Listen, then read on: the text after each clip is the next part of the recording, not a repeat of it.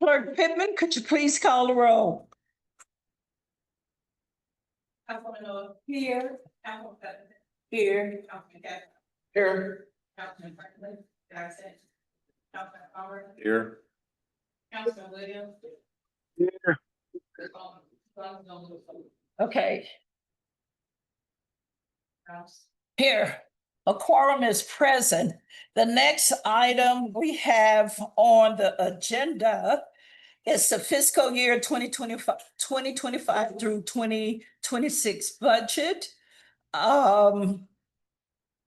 City manager? Yes, if possible, I would like to proceed this order if it's okay with council.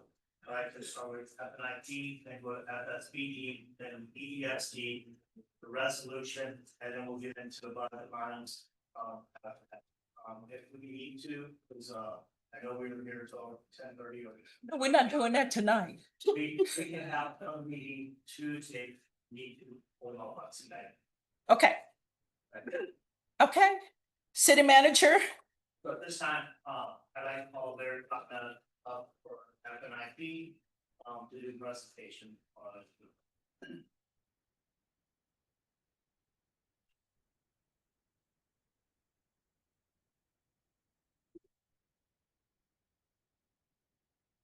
Good evening, council. Again, short turnaround time. As discussed on Tuesday evening, FNIP is here tonight. I'm here representing the board to make our presentation for the budget request that we have for our fiscal year 2025, 2026. Thank you, Octavia. Is it me or you? Yep, looks like it. You can go to the first page whenever you, yeah. So, given a lot of the discussion that took place Tuesday evening and, social media and different things, I just wanted to refresh everybody's memory what the mission of FNIP is, right? So FNIP is in place to provide and enhance housing opportunities, improve the quality of life, and foster a spirit of community among the residents of Ferguson. FNIP fulfills its mission by promoting housing development and conservation, and by offering programs and services to increase the pride, distinction, and livability of its neighborhoods, and to improve the appearance and value of individual homes. So that was slightly altered for us to be able to work in the Abandoned Housing Act under the state of Missouri. Legal Services of Eastern Missouri gave us a few wording changes. However, the fulfillment of the mission stayed the same on what Ferguson's done. It's been that way for a long time. We can jump to the next page. Real quick, in case you need a refresher, I'll not spend a lot of time on this. This is our current status of where we're at. There are 5 functioning grant programs. 2 of those have low income options to them. The exterior improvement program, which is a 50% matching up to 1,500 maximum with a low income option. The low income does not require the match. That's how it works. The tree assistance program, that's a 75% matching with a $2,500 maximum payout. That one also has a low income option, which they do not have to match their 25%. The new home buyer program is a $2,500 forgivable loan that's granted to people who fall into targeted groups for closing assistance on the purchase of a home in Ferguson. The sidewalk repair program is a 50% matching with a maximum up to $2,500. And the neighborhood organization program is a $1,000 grant for qualified projects from any neighborhood organization or group thereof.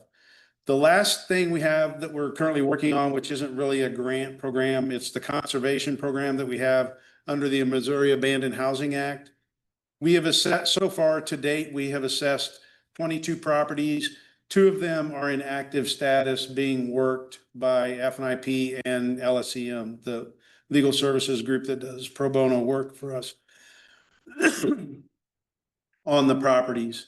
They do require a substantial capital reserve to fund that process, the acquisition, the rehabilitation, et cetera. Should we acquire a house? We have not acquired one yet, right? It is a long process.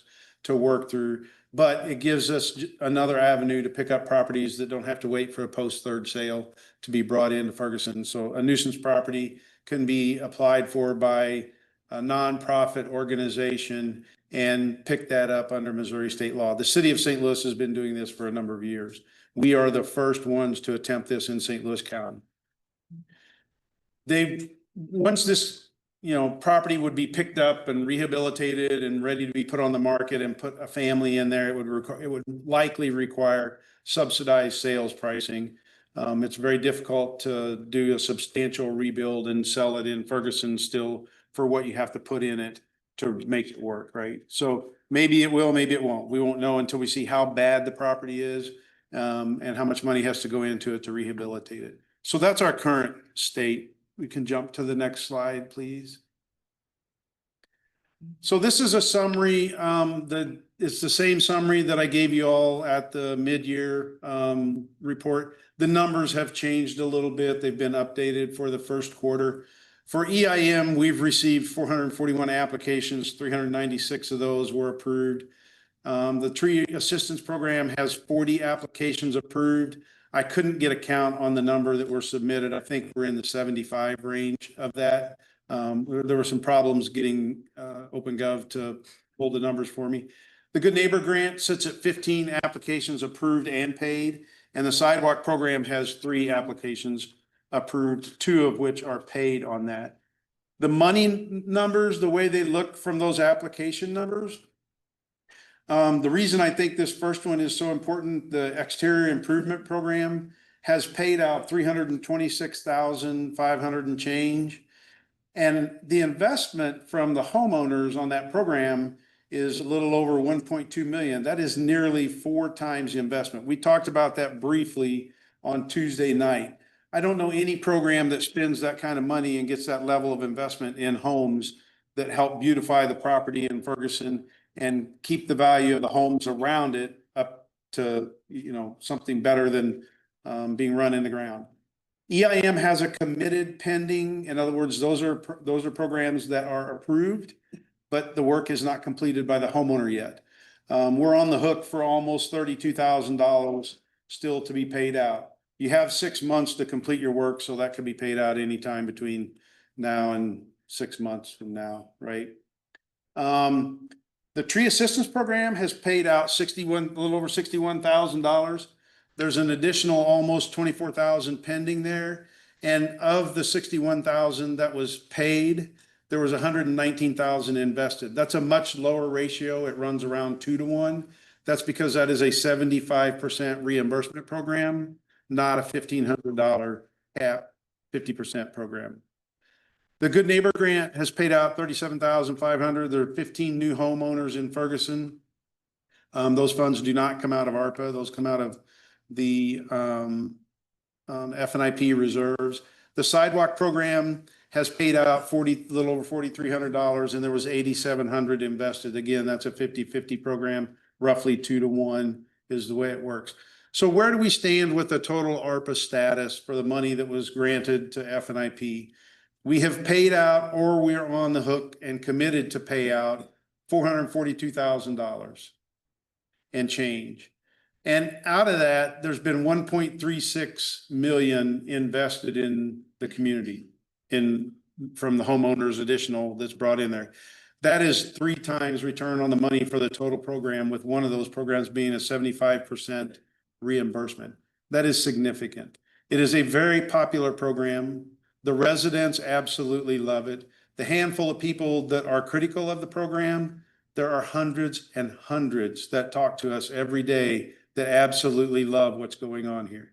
If you think your constituents don't love it, I think you got to get out and talk to them a little more, because they're there. We hear it all the time. The next page, please. So this is our final meeting is not until next Tuesday. We meet on the first Tuesday of every month. This is rough budget of where we're at. We'll finish somewhere around this budget number once the board votes on it and agrees to put it in place. The 5 functioning grant programs, the desire is to continue those because of the popularity And actually, some of those will increase, hopefully increase depending on our funding, right? The exterior improvement program is budgeted for 190,500 next year. Some of that's carryover. Obviously, the money will be earmarked and committed this fiscal year, but the jobs will carry over past June 30, so they'll be paid sometime next fiscal year. The funds are earmarked this year.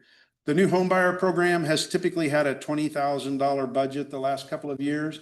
We have some significant things we want to do with that program that I'll talk a little bit about later. We're adding an additional 50,000 to that budget this year. We're looking to spend $70,000 with new home buyer program. The sidewalk repair program, again, that program has not ever spent that kind of money. We're looking to expand that program. I'll talk a little bit about that as well. The budget for that this year is 10,000. The neighborhood organizations, we left that at 3,000. It's been at 3,000 since we came back into business in 2021. And we're not planning to change that. It's never been utilized fully. Until the neighborhood organizations get reseated and back up and running, I don't expect they'll be knocking on our door too much. There's been a few and we've approved them all and paid them, but anyway. The conservation program, tongue-tied. The Missouri Abandoned Housing Act, we have arbitrarily plugged in $100,000 to that. It's our goal to acquire at least one property the next fiscal year. Again, we're courting two of them. They're at various stages of pursuant. So if that happens, we're not sure where we'll be.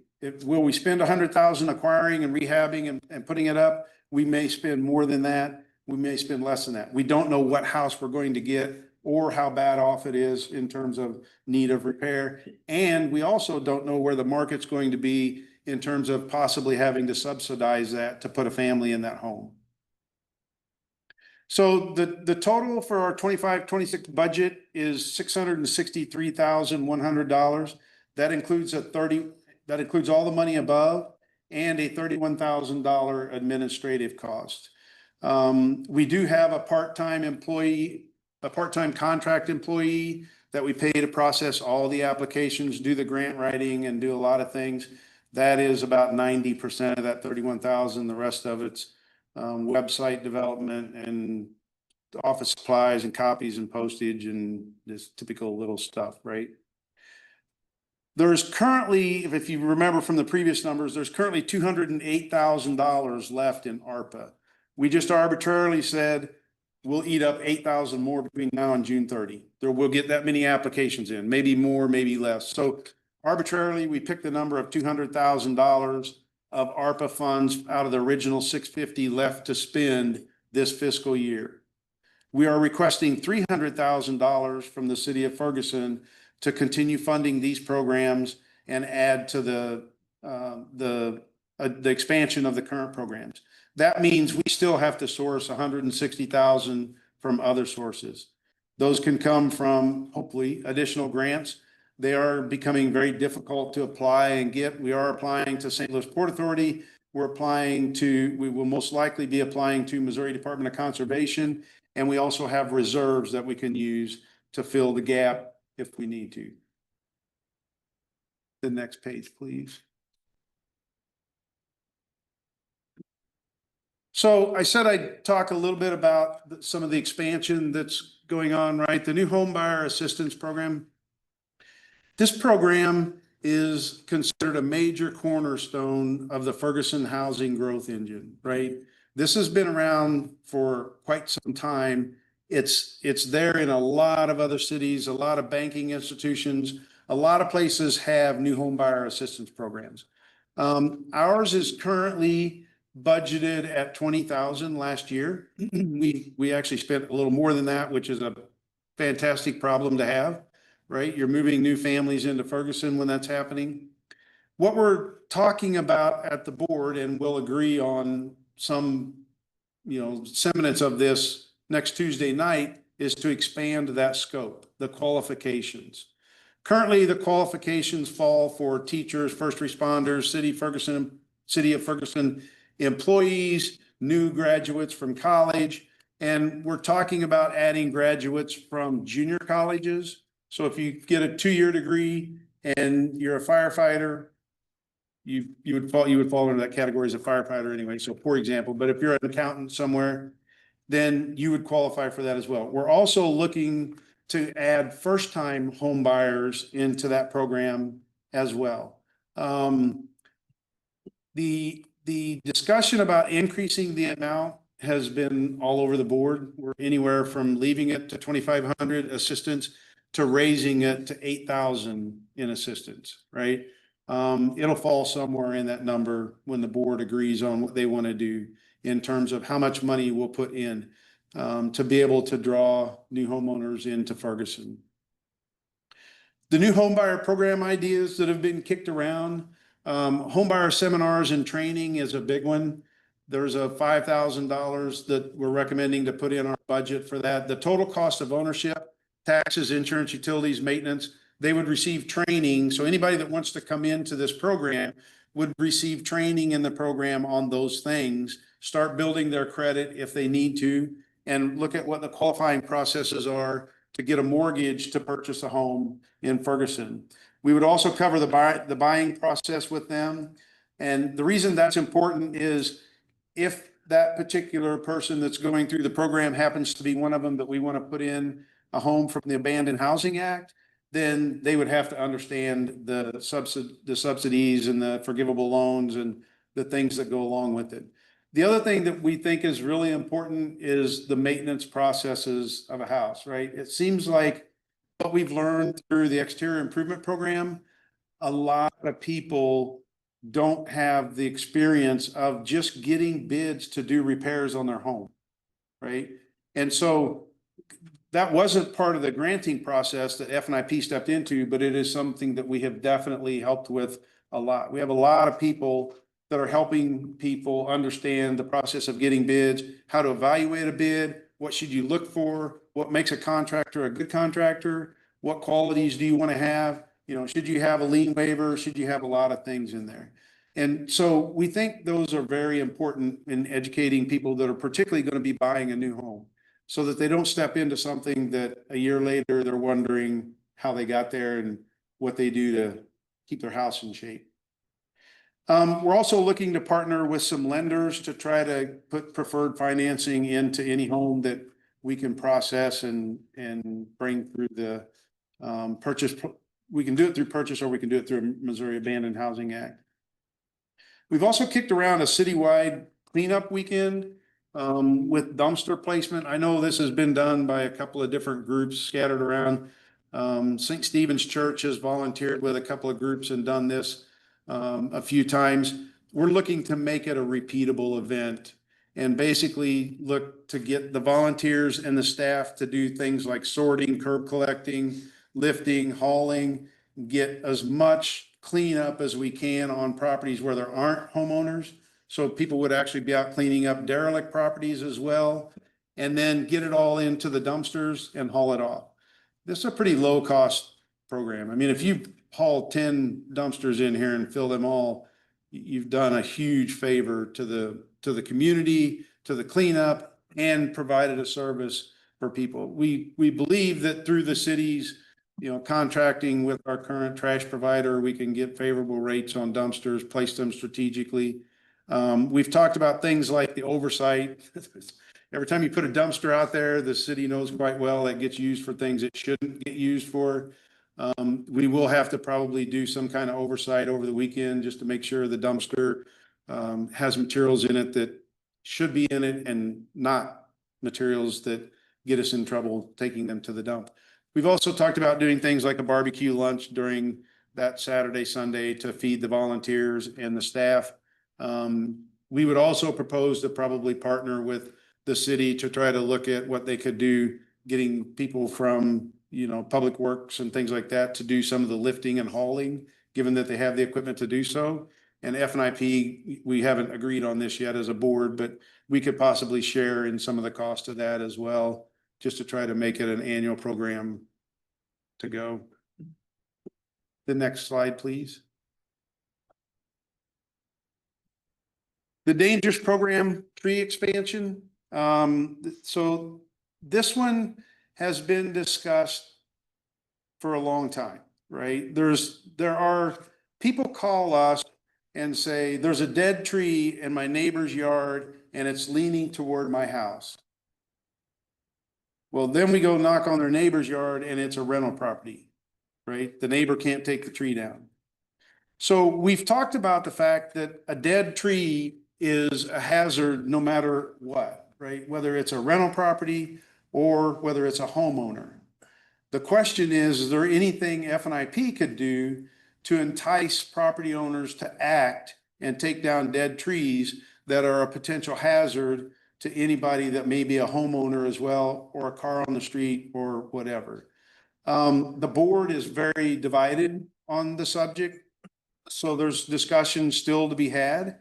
We believe partnering with the city code enforcement to identify new trees that are on the list is a good way to get started with some of this. Since we did the tree survey a year and a half ago, over a year and a half ago, there have been probably 100 trees added by the local arborist that we're using that are now considered dead or dying. And we've also moved the program up to work on trees that are pretty much any kind of a hazard to whatever's there. They don't have to be completely dead. So that, again, I'm putting that out there because I want you to know what we're talking about and thinking about. There is not a budget established for that. We're talking about what it would look like if it were, and the board would have to vote on it and agree. The adjacent lot program, this ask has been around for several years. We know what the city's plan is on trying to put infill housing on as many of those lots as possible. However, there are a number of those lots that are never going to be feasible to build on. One, their location. Two, they just simply won't find somebody to put the money into it and get the money back out of it once it's built. We think there's a good, strong program there in the adjacent lot program that could be pursued by actively pursuing the adjacent property owners to use the program, right? And that would mean doing some legwork. Defining the maintenance processes for the adjacent lot program is something that we think would need to be done, just to make sure that anybody who wanted to agree to that and taking that lot on understood what the maintenance requirements are to own a second lot, right? It adds significantly to your mowing thing. On the flip side of that coin, it reduces the city's long-term maintenance cost for those lots if they're taken over under the adjacent lot program. And then there's always the county land bank process, which I just put a couple questions marks there, right? That's recently passed. St. Louis County is putting together a task force to talk about that. I've asked to be added to that task force for the county land bank, but there's a lot of people that want to be on that board, right? I don't know if that's going to provide any benefit to the city of Ferguson or not. Very hard to say. The thing is, if you're sitting there and you're listening, you might be able to have some input and you might not, but we'll see. It could be that it, takes away from what the city of Ferguson has today. That would be the more likely thing to see happen. And knowing that up front, it would be a good thing to have. We've also talked about extending the sidewalk program. I talked a little bit about this earlier. What's come up is other nonprofits, churches and small nonprofits. There have been only a couple of complaints that have come to us from residents that walk. They walk their dogs. They walk around the neighborhood.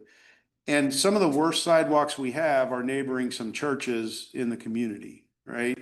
So I don't know that, that we actually have the wherewithal to do that. It needs some discussion.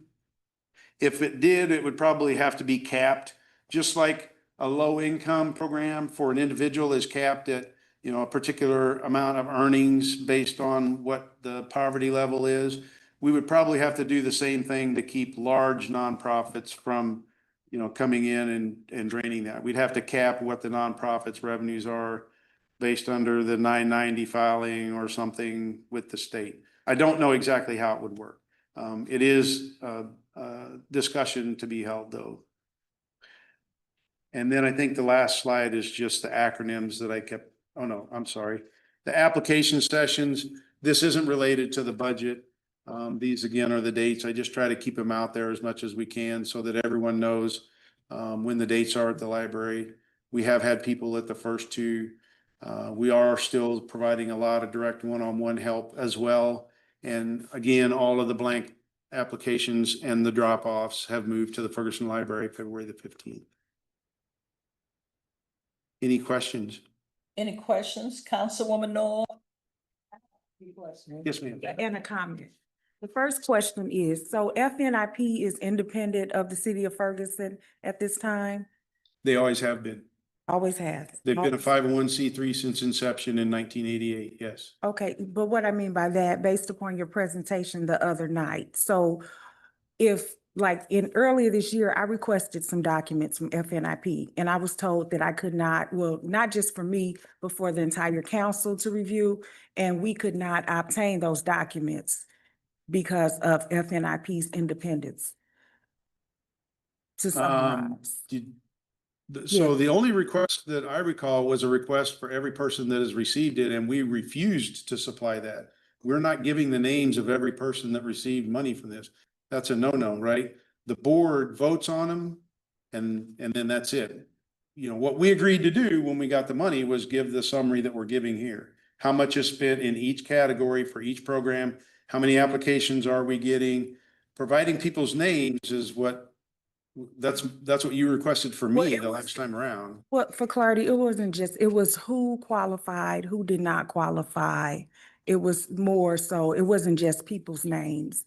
Yeah, and well, when- who qualified is a name in my book. Correct but me it if I'm wasn't, I said misunderstanding it you. wasn't just people's names. It was the amount, their names as well, you know, Yeah. what ward they lived in. So it was that Yeah. too. And I mean, I was on council when the money was allocated to FNIP and there was no discussion. There was no advisory. There was no, well, we're going to allocate this $650,000 in total to FNIP. There was no conversation, but this isn't, I'm not going backwards because what's been allocated is done and I don't have an issue with that. My first question was, is FNIP independent of the city of Ferguson? And you said that Yes. FNIP has always been independent.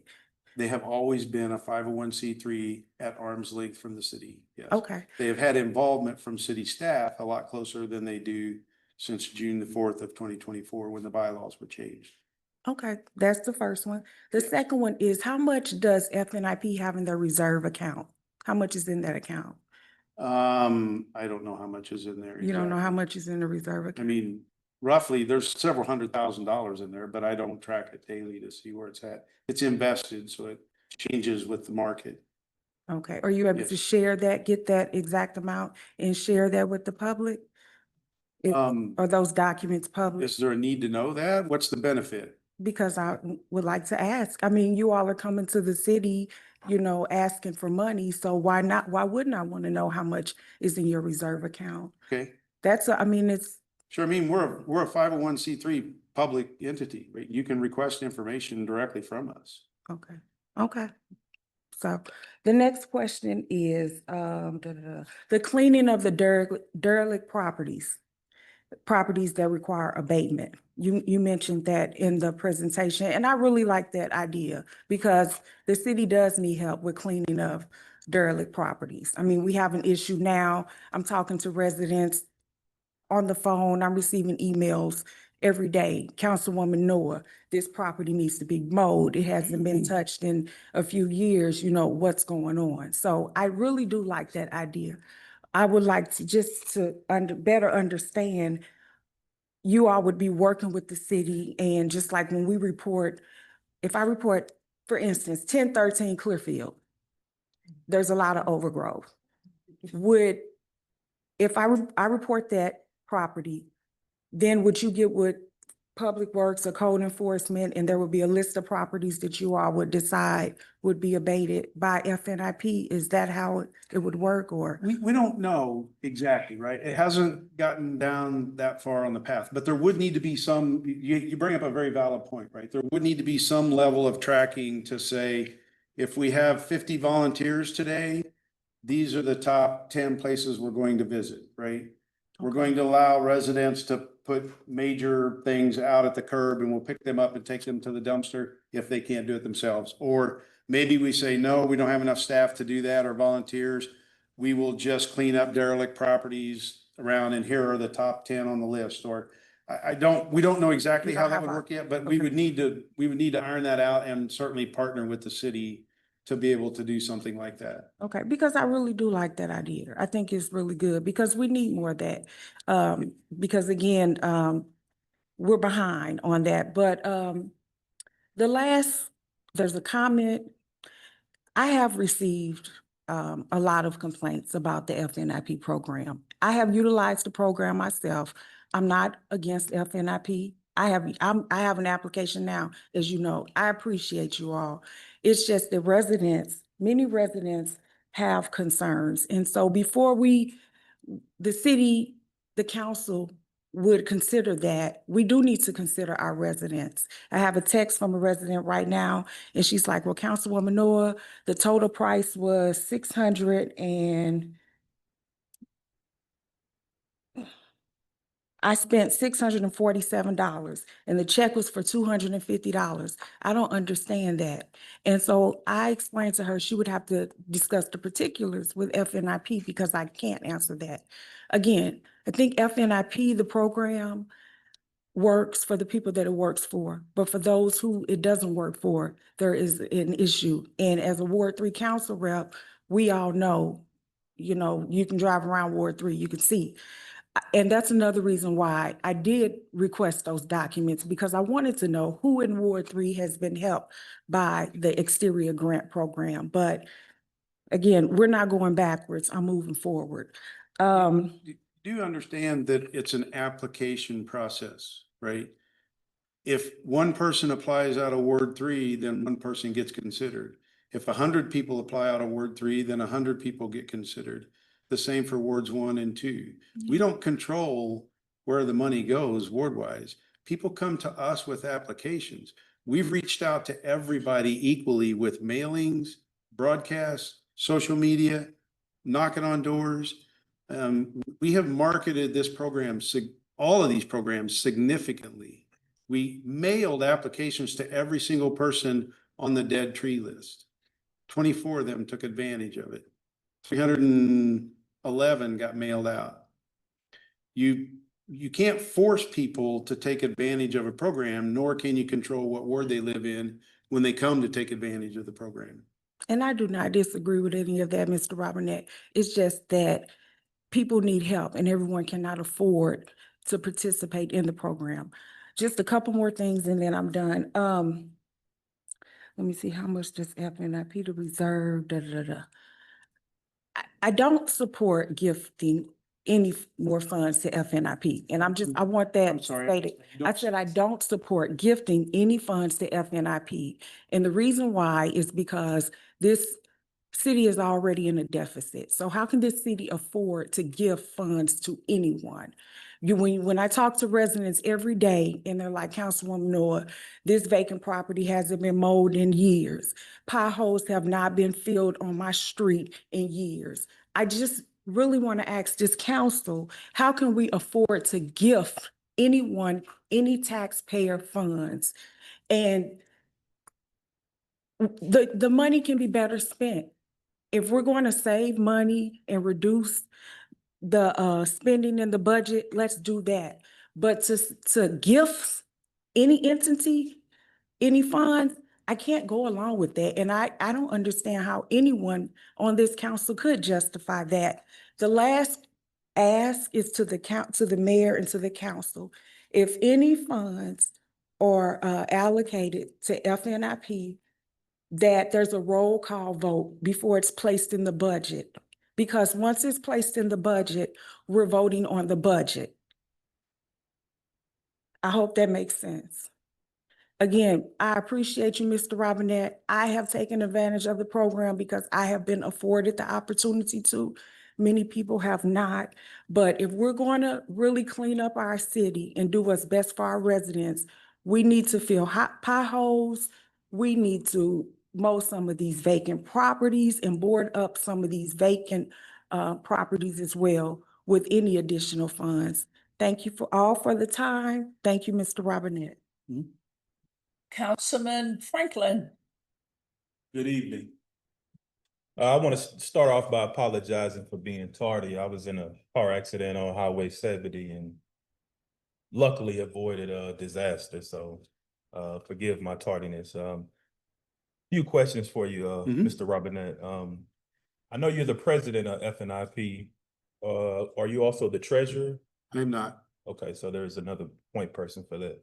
And I looked over your new bylaws, and if I'm correct, one of our council members is a board of directors, is a member of your board. I'm sorry, can you So the language I read in your bylaws, it states that your council liaison is also a board of director member. Is that accurate? That's been that way since the beginning. They're considered the 10th board member. However, you also probably read they are non-voting. Yeah, they don't vote, but they're part of that board. Yeah, I just pretty wanted to important get- distinction. They're non-voting. But a part of the board, so I got it. I Yeah, just wanted to. that's been that way. I did not change that in the bylaws. That's been Gotcha. that way. Okay, it's forever. always been that way. Okay, Yeah. I just wanted for clarity to make sure they were a part of the Yes. NIP board. As far as the programming that you have in place, do you have a number of low-income applicants that have been approved? We do have that number. I don't have that with me. Okay. Yeah. No We do doubt. have that number. Okay, and then I know you don't provide any names. I understand why you don't want to give out certain information, but is there any way that FNIP can provide some type of demographic information regarding applicants that have been approved? So very difficult, right? FNIP started out tracking all applications on a spreadsheet. And then we moved into OpenGov through the city, which does not give us the ability to pull reports out by ward. So we don't have that information available today. So And one in our- thing I would like to suggest to you is, so like you said, I know a little bit about marketing because I market programs for the county, and no matter how well you do it, you're gonna always have individuals who they just don't know what's going on, or they toss that flyer or that piece of junk mail. They weren't home when you knocked doors. But if you guys start tracking your applications by wards and neighborhoods, it kind of lets you know where the most need may potentially be and where you can concentrate your marketing efforts. Like we kind of know, well, at least I know in Ward 2, I know the areas that kind of need attention, you know, just from knocking doors this last election cycle. And one thing I heard from a lot of neighbors, what's FNIP? And like you said, it's been around longer than a lot of us have been in the city, but a lot of people don't know what it is. And so some of them could greatly take advantage of that programming. And so that's kind of the biggest gripe I hear is, like, if you know Larry, you're going to have a plug with FNIP. And, you know, I found out about FNIP because you guys put it in my mailbox one year. And I was like, oh, what's this? I like Great. those rumors going around, Mr. Great. Franklin. If you know Larry, you got a plug. Well, I mean, That's BS, I would- guys. I'm not here to take a beating for something that I put my heart and soul in and I manage as fairly as can be. so, I recommend we keep the rumors to a minimum. so let's not take it personal. You made it personal, sir. it's- Oh, let's do Yeah. a point of order. Thank you. Okay, let's do a point of order. All right. You have anything else? Yeah, well, so I would just like to add comment in general. I like FNIP's program. I don't necessarily think it's the responsibility of this council to fund FNIP. This $300 request is $300,000 request is substantial.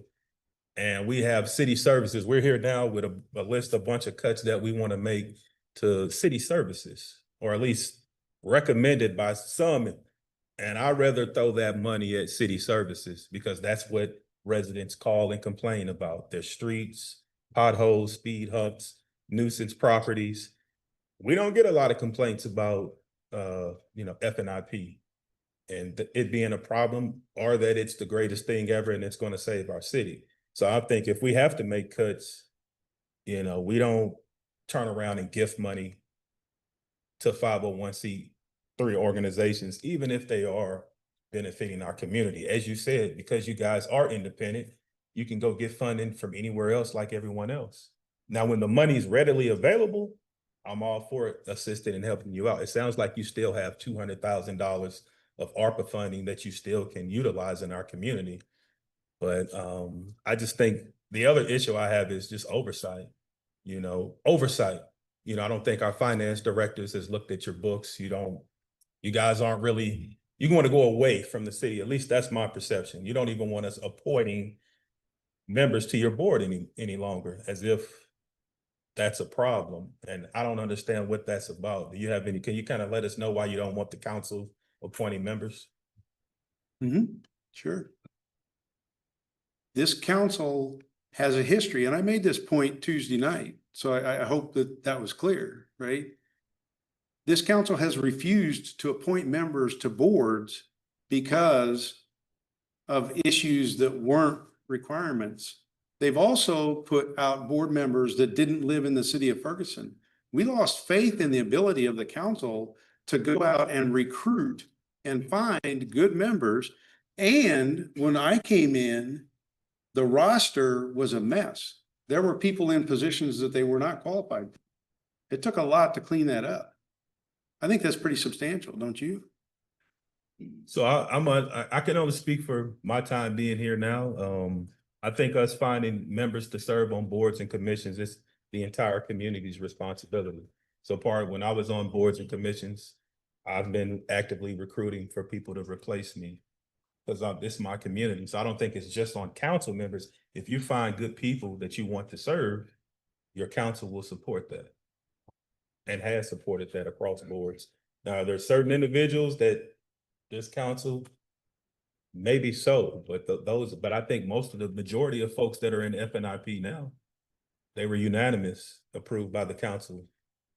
And you guys have been doing a decent job. So I don't see an issue, especially when you say city give us money, but we don't want anything else from you. That's just a little strange to me. That's the purpose of the council liaison, to provide the oversight for the group. That's a good point. You do the same thing on every other board and commission you have. Well, let me say this and then I'll let Councilman Castle. You saying that it's the responsibility of the council oversight person to bring information back to the council. Is that not correct? Yes. Okay, but on your slide, you said you all changed the bylaws in June of 2024. That's clear. The council did not get any information until Octavia was directed to communicate, and that was this month. So you all changed the board within a whole year, and the council rep didn't bring that information to us. I just wanted to make that clear when you say it's a council representative to come back and communicate. And it is also the minutes from any board or commission should come to the council so they can be read and filed. I have not seen any minutes from FNIP. So I just want to share that. But Councilman Kassoff. Well, do you want to respond to her first before No, I have no response. Okay, well, first of all, I have a lot of constituents that have used FNIP. And even my colleagues here who are speaking against FNIP and advocating to defund it say that they themselves have used it and continue to use it. I believe that there's a great deal of good done in the city, and I want to commend FNIP for that. Regarding access to you, I know there's been times where I came across people and they had questions, and your response has always been, give them my cell phone number. Yep. So I very much want to say it's not a matter of, oh, if you're in with Larry, you get special access. I've never had somebody come to me and say, I tried to call Larry Robinette and he wouldn't talk to me. I get phone calls every week from people who say, I've been trying to call City Hall week after week after week, and I leave voicemails and don't get a response. I do hear that. Maybe we're making staffing changes to improve that, but I have never heard that from anybody about FNIP. Now, I want to ask you a question about the ward issue, Yes. because that's been brought up by a couple of my colleagues. FNIP is a program that only works with owner-occupied homes, correct? That is correct. So if one ward had disproportionately a lot of apartments and rental properties, that ward would not have as many people eligible to participate because we don't give this money to landlords and we don't give it to apartment complexes, correct? That would be true. So if we have a disparity between the wards, if we were to go the route of saying, all right, we're gonna look all these addresses up and tally them up by ward, we would also, in order to make the comparison valid, have to go back and say, this ward has that many owner-occupied homes, that ward, so that we could be comparing apples and apples, right? Mhm. Do you know if that data is even available on a ward basis? I know we can find out in the census what percentage of homes in our city are owner occupied. I haven't seen that on a ward by ward basis. Do you know if that's available? Not that I'm aware of. I know from the work that we did with the tree program to try to identify where rental properties were, there are significant holes in the rental license program. Right? So there are a lot of properties out there that are not owner occupied that do not hold a rental license.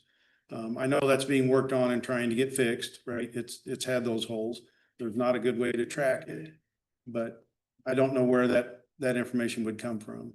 Well, and in theory, if you look on the tax records and the address of the home and the address of the tax bill are different, that's a rental property. But I can tell you from my own experience, the county doesn't always get that right because I've got tenants who get tax bills and I'm not even sure what to do about that, but I pay them all online, so I don't care. But looking at the assessor's roll is not going to give us that information either. So. Yeah. So that would make it difficult then to determine whether each ward is getting their fair share, so to speak. But you said you get the application, you mail to the whole city, and then whatever applications come in, if they meet the criteria, they get approved, right? That's right. And if there's some issue with the application or they don't meet the criteria, do we just throw the application in the trash or what do we No, do? we respond back to the person. We let them know why they didn't meet the criteria or what additional information we might need for them to meet the criteria. Okay, so if they provide the additional information, they would get the grant. Yeah. Even if they were in Ward 3. Yes, again, we're ward agnostic, very much so. So The issue is also raised that there are people who are not able to afford to participate. I know up until a few years ago, that was an issue. If you wanted to get the $1,500, you had to have $1,500 of your own money. Now, we recently upgraded the sewer lateral program because we had the same issue there. Somebody has a $5,000 sewer lateral repair, the city will pay 85% of that, but they still have to come up with $750. And we have homeowners with sewer laterals and they don't have $750. So we've modified the sewer lateral program to make it 100%. What about with the FNIP program accommodating people who don't have that copay amount? So the exterior improvement program and the tree program both have direct payment to the contractor capabilities. And in the case of low income filings, we actually do that automatically. it sets up to pay directly to the contractor because there is no contributing fee unless they spend more than the cap. The cap still applies, right? But in terms of the matching percentage, no. And we, in the tree program particularly, I would venture to say 80% of those applications, our 75% portion is paid directly to the tree company. We reached out to the tree companies when we put them on the list, and most of them agreed to take that split payment, if you will, 25% from the homeowner, 75% from the. So a low-income person participating in the tree program or the exterior matching grant, if they are below the grant limit, they don't have to pay anything out of pocket at all. That is correct. Okay. And one last question about I've heard some questions about accountability. I've been on council for a little over a year, and I've been active and closely following council for a few years prior to that. I don't remember any time where council sat down and reviewed grant applications or data or anything like that. So as far as I know, the accountability has been if we get to the end of the year and FNIP isn't doing their job or there's any suggestion of misappropriation, we just wouldn't have given you another grant. So each year at budget time, that's the evaluation as to whether you've done your job. Have I missed something or is this the way it's always been? No, there has always been a board of directors at FNIP that reviews the applications and says yay or nay. And as far as the performance of FNIP as an asset to the community, builder property values, whatever else your goals are, that's not something that council has micromanaged. It's been just an annual evaluation in terms of whether you're getting the job done, correct? That's right. I went back as far back as I could find online was 2011 city budgets, right? And in those budgets, it specifically states that any funding that was appropriated for FNIP was done so at an arm's length and the city could not manage that money. It said that in the budget, right? I presume if there had been any misappropriation of funds back then, the city would have called it out and stopped, or likewise right here, including, right? If anyone believes there's any misappropriation of funds, I'm sure the city will call us out. And at that point, we'll have to prove.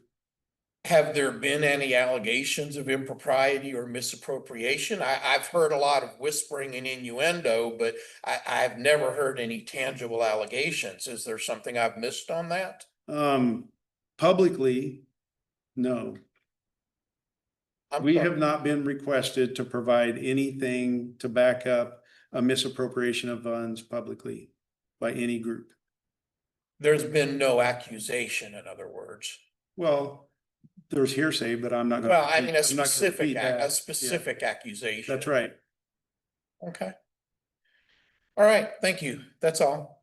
On Tuesday night, you mentioned going to jail or somebody could go to jail.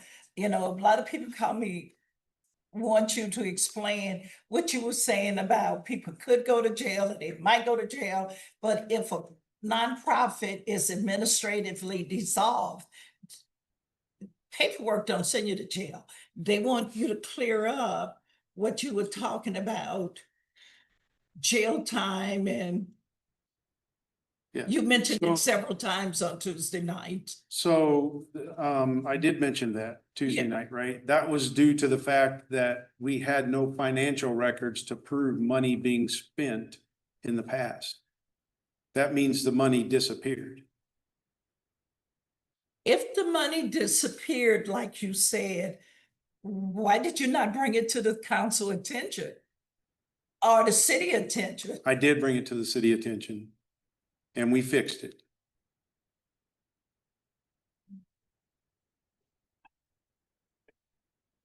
It happened before you were the director.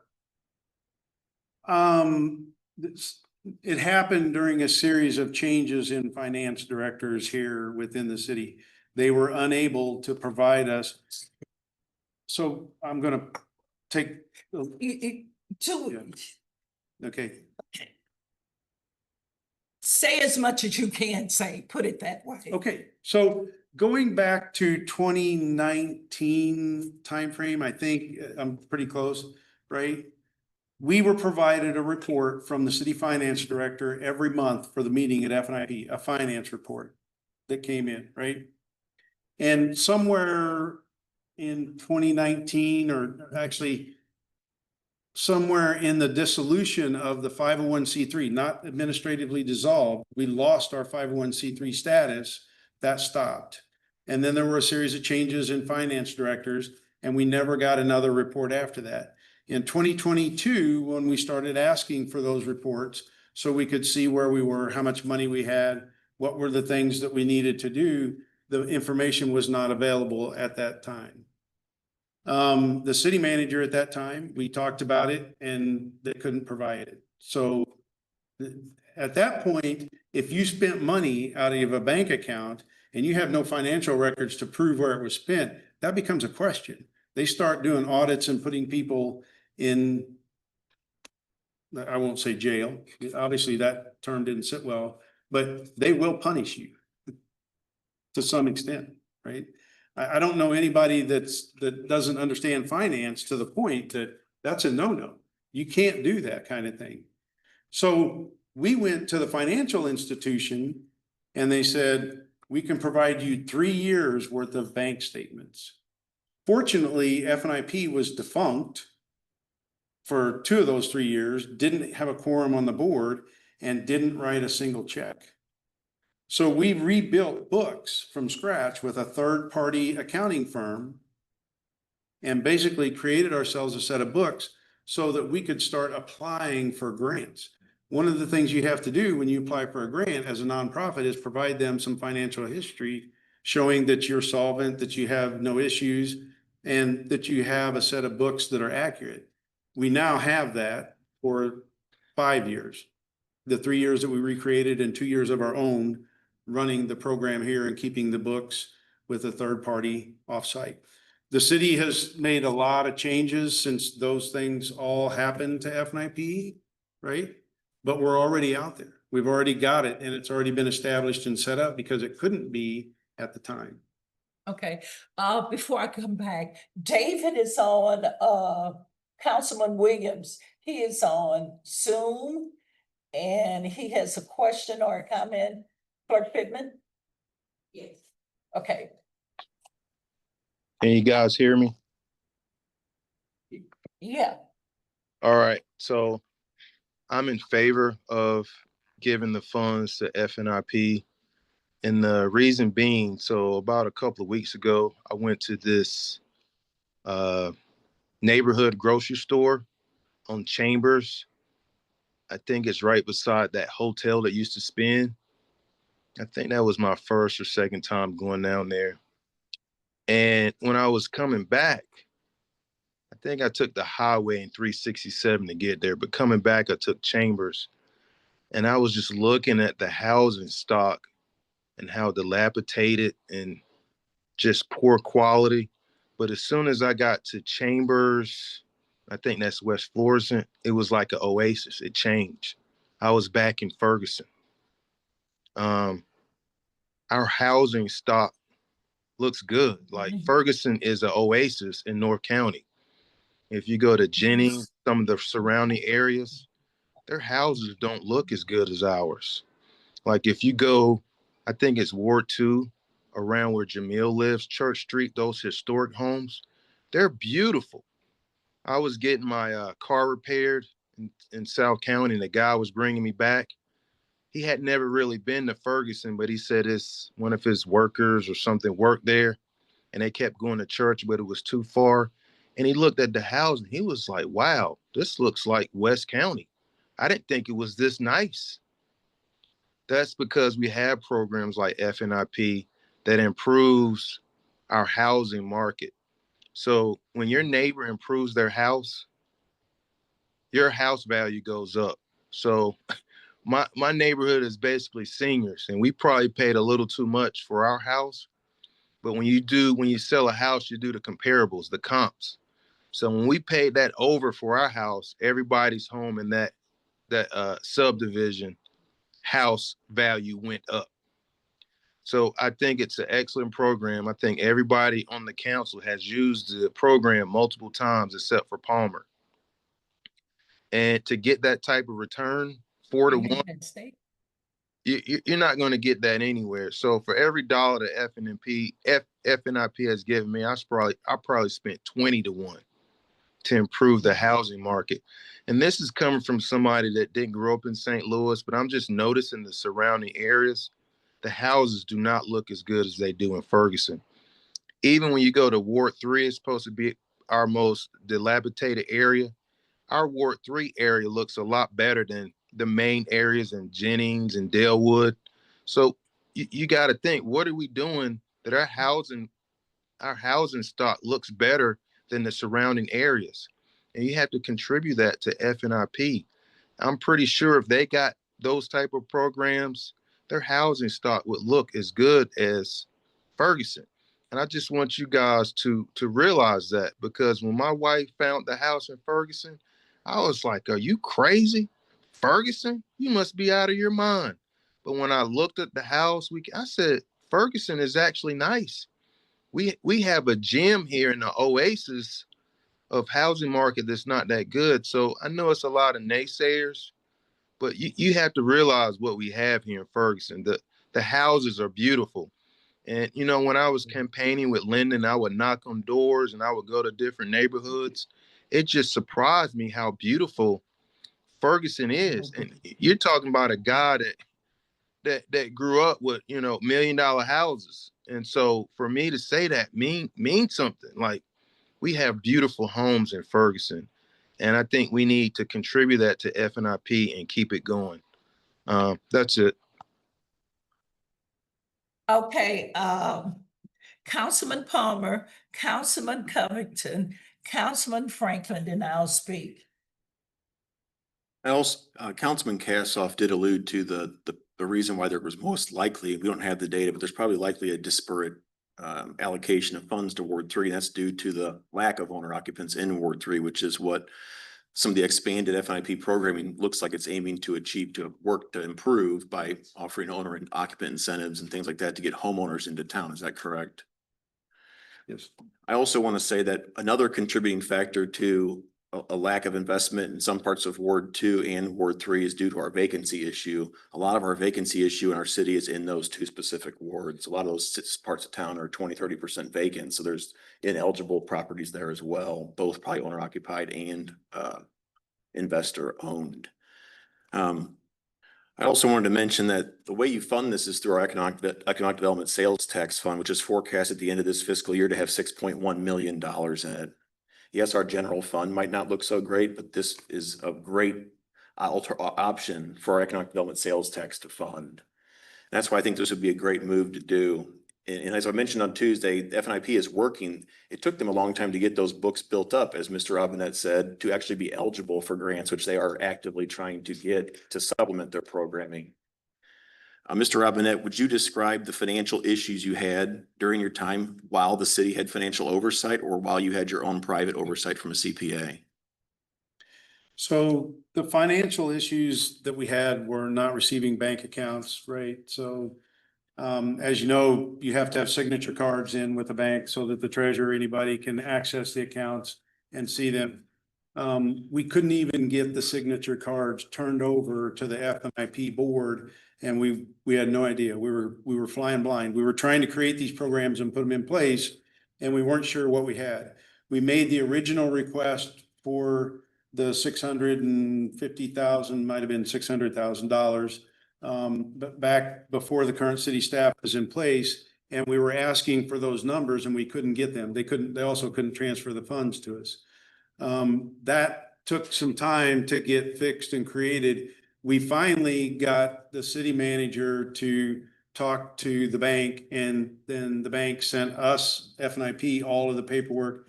And our checks obviously have oversights. They require 2 signatures. There's a lot of things that go on to ensure that the funds are properly administered.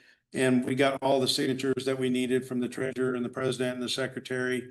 We provided them with all of the information that they needed in the minutes to prove that there were elections, to prove that there were people holding those positions. And we were finally able to put that together.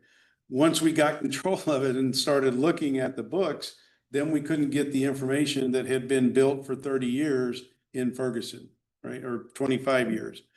I'm quite certain standing right here, that information is in this building somewhere. We've just had such a change in leadership, they weren't able to get their hands on it and find it.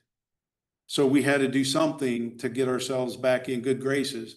Otherwise, we could not have applied for reinstatement or some of the things that we had to do, or apply for grants through other entities.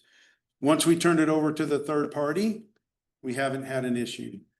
We did have an administrative dissolution at the end of 2024 that technically resided with this board at FNIP. The city did, as I pointed out Tuesday night, send us the letter that they received.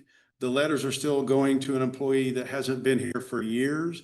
We're in the process of working with the Missouri Department or the Missouri Secretary of State to correct that and have those go to the right location. The problem is they look for a physical address, right? And our physical address is tied to 108 Church Street, which is City Hall. And we're trying to get that fixed so that we can make sure that we don't have that issue again. Yes, And currently your books are being managed by a CPA, is that correct? that's correct. And you have an auditor as well, right? That audits those books? That's correct. Thank you. Would you have a problem with, should the council approve your funding request, would you have a problem with providing quarterly status updates to the city council in these chambers? Not at all.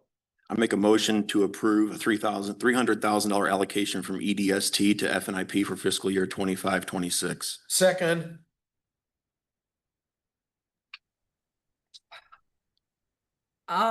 Since you made a motion, you second, well, we're gonna call for the questions.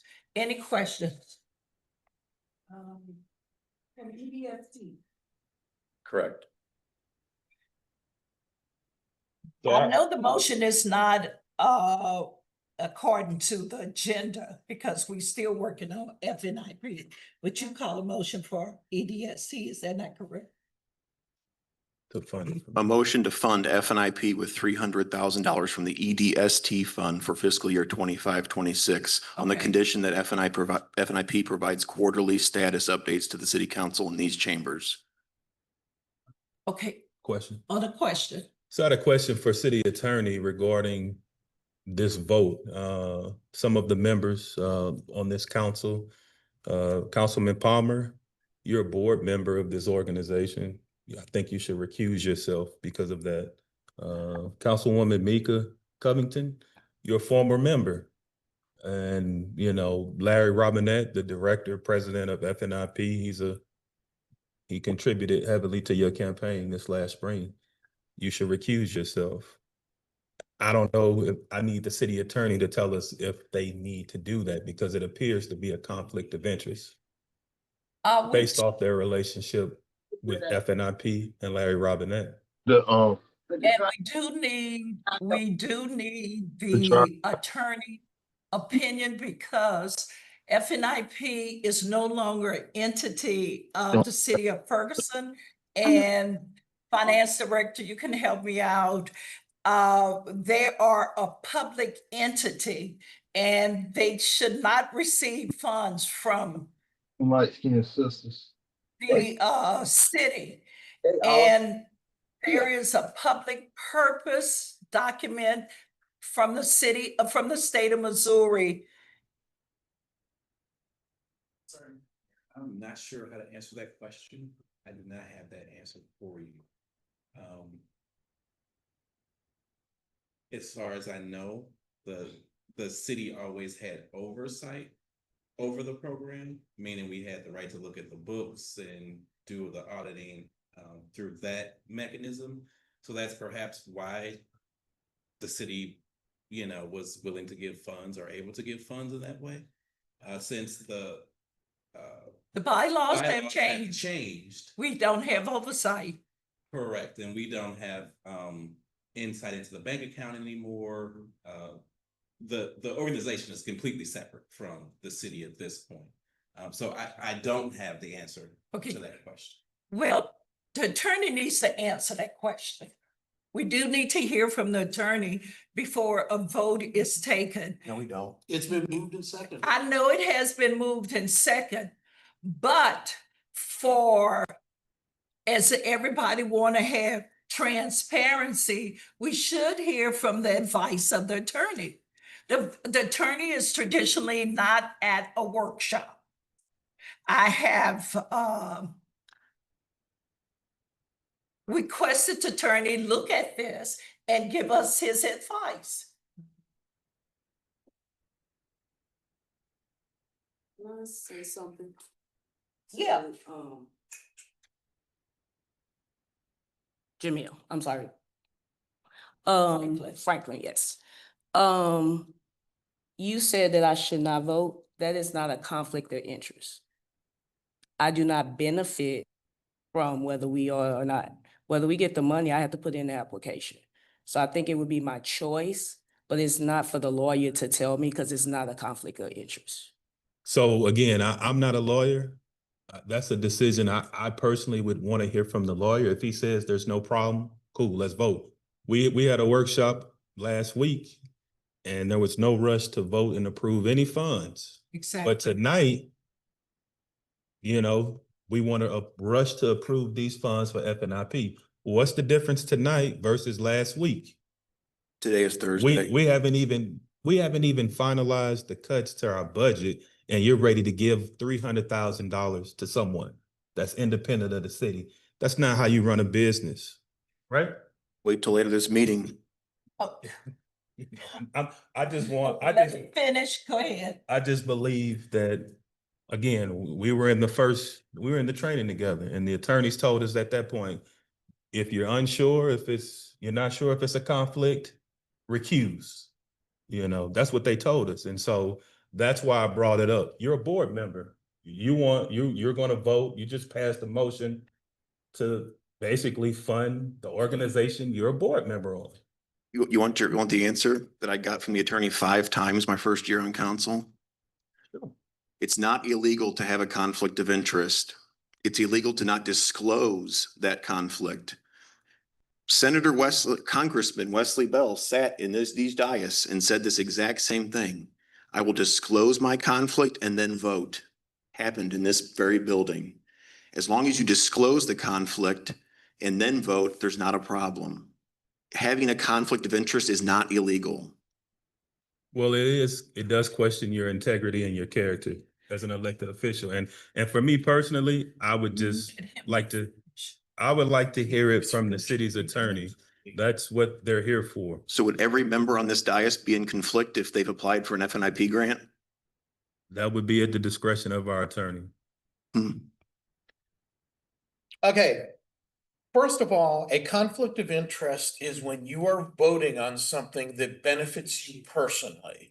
There is no personal benefit to being on the FNIP board. If the board members were paid, you might make that argument. But look, we know you're going to vote no matter what the attorney says. So let's not pretend that if the attorney says that it's okay for Mr. Palmer to vote, that you're going to turn around and vote yes. You're voting no matter what. Now, let's talk about a real conflict of interest. How about voting on the liquor license for the person who hosted your campaign party? Okay? That's a point of order. That is not what we're talking about at this time. No, it's not, but that's a conflict of interest. Now, order. I'd like to call the question. It's been moved and seconded.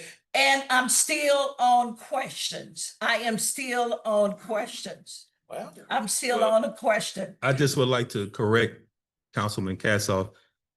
We paid for the facility, so really didn't see it in your disclosure. That is a campaign question that does not belong here. We are talking about FNIP. We have a motion in a second.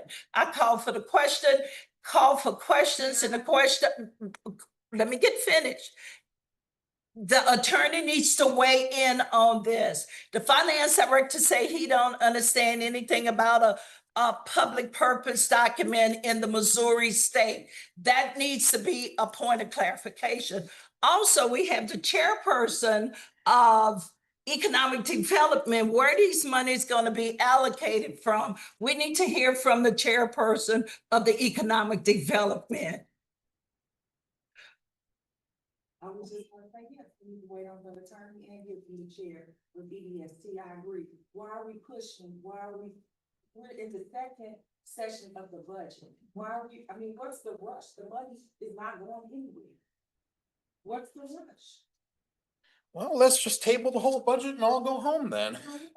Well, you could table the whole budget and we all go home. That's feasible. What's the rush? Well, that's feasible. If you want to table the budget and we all go home, we all go home. But before we leave, I want to hear from the chairperson of the Economic Development Sales Tax. Then we'll apply that to everything in the whole budget. Let's get the whole city staff in here. I would like to hear from the chair to hear what else, EDST funding is going to be still from. And you do need the opinion of the attorney. You may not want to accept his opinion. However, he's the only one that we have on staff who's been to law school, who passed the bar exam, and an Esquire. And why we should have attorney advice when it comes to this at this point, because public money, government money going to a nonprofit that does not have oversight from the city and has nothing to do with the city, then any nonprofit out there can come in and request money and we give it to them. During the ARPA funding, We Build Together is a nonprofit, and they came to the city because they have renovated 10 senior properties in Ferguson, and they asked for another $100,000 and they were refused. So they can come back and still ask for that money. So if you're gonna give one nonprofit who is independent of the city money, then you open it up for all nonprofits to come in and get funded. I still want to hear from the chairperson of economic development. Point of order, Madam Mayor. If you'd like to hear from the attorney in the EDST chair and table the motion that's already been seconded, please make a motion to call for a vote to table. Make the motion. You're the one who wants to do it. Make the motion, Madam Mayor. Well, I do make a motion to table this until we hear from the attorney about public money, government giving public money to nonprofits. Take a vote. It's been moved and You seconded. want a roll call vote, you get a roll call vote.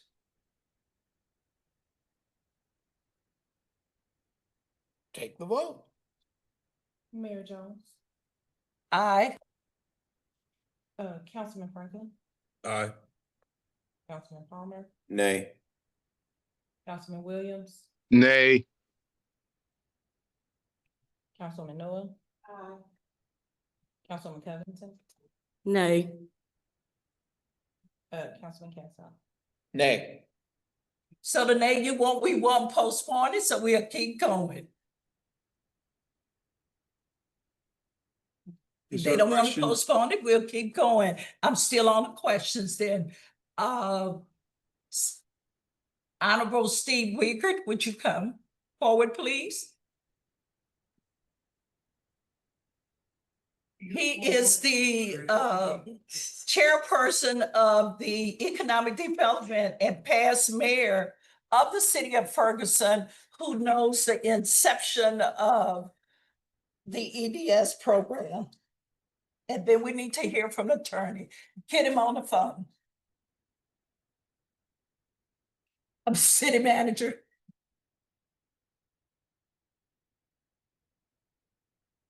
I really wasn't coming to I know. make any kind of presentation. I was going to be here to answer any questions on the information that was disseminated to council on our recommendations, of which one was the $100,000 to FNIP.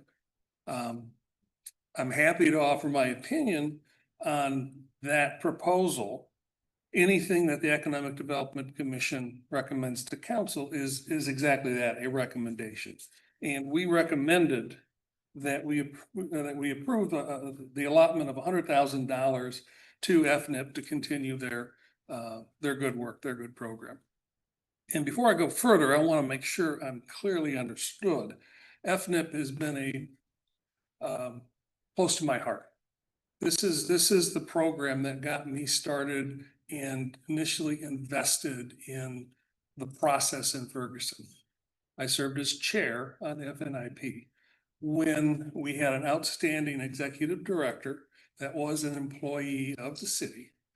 And Mr. Etling managed the records, managed the grants, managed the interface with the finance department to make sure that the dollars that we were entrusted with by the county at that point, we were managing three different grants, was properly expended. And that leads to my continuation of my recommendation. The finances, the stipulations of the dollars being contributed, our recommendation was that the city needed to have financial oversight of those dollars. And we also suggested that no more than 20% of that contribution be spent administratively.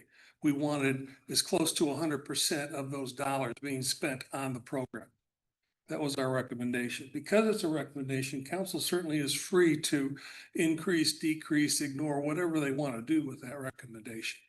But I want to express my concern that I've expressed to Mr. Kassoff, Ms. Covington, and Mr. Palmer. I think we've got a challenge, and this is the public purpose doctrine that's part of the Constitution of Missouri.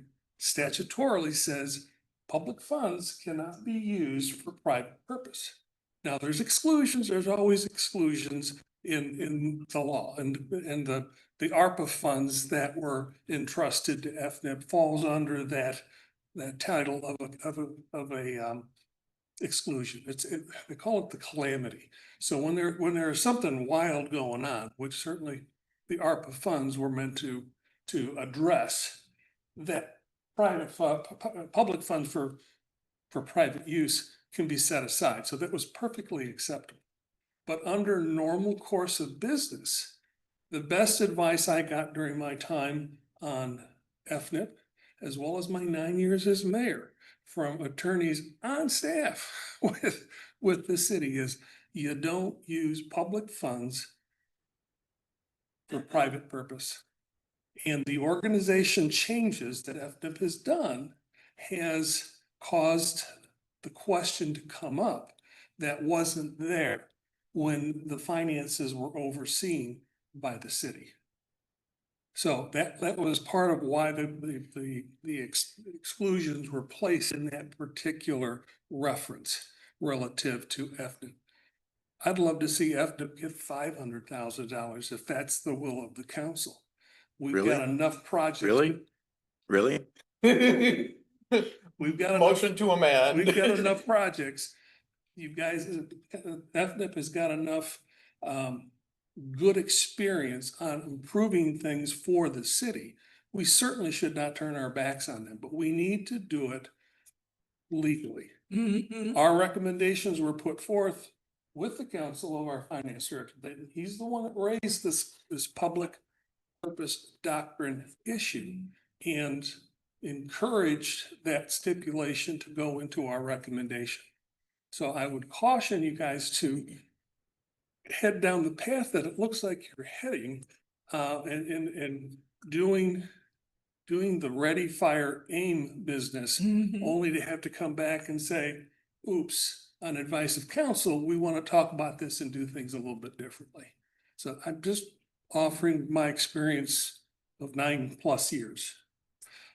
Mike had a question first. would my quarterly update not meet your burden of proof for financial oversight? In my experience, I would say no.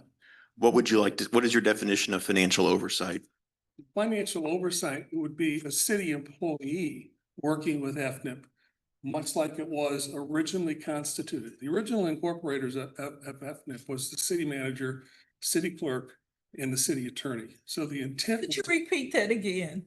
The original incorporation. Incorporators were the city manager, Jim Mello, I believe, city clerk Doris Carter, and the city attorney. So clearly, in my read of the incorporating documents, it was always intended to be a not-for-profit housing corporation of the city. Of the city. Of the city. Mr. Robinette, do you object to Mr. Tankins having access to the books? I amend my motion to allow not only quarterly status updates, but unfiltered access of the finance director of the city of Ferguson to the FNIP books. That's still not given. You could finish. I think in terms of, well, yes, ma'am. For those who don't know, economic development sales tax. So those residents voted for this tax in 2016, am I correct? That's correct. Okay. And so since FNIP is independent, I mean, they're a nonprofit. Why would we give them taxpayer funds? Economic development sales tax dollars can be spent in a various 5 or 6 various categories. There's nothing prohibiting the transfer of dollars for the purposes of what FDIP is doing out of economic development sale. It's an authorized use. We can't, for instance, give $100,000 to Mr. Kassoff to make improvements on his rentals. That won't fly. There's specific requirements that happen. And its purpose is to foster the economic development and essentially the revitalization of the community. When I ask for clarity, so there's a nonprofit on West Florissant in Ferguson. So if this council allocates FNIP $300,000, then the nonprofit on West Florissant in Ferguson can come and present and ask for funds as well.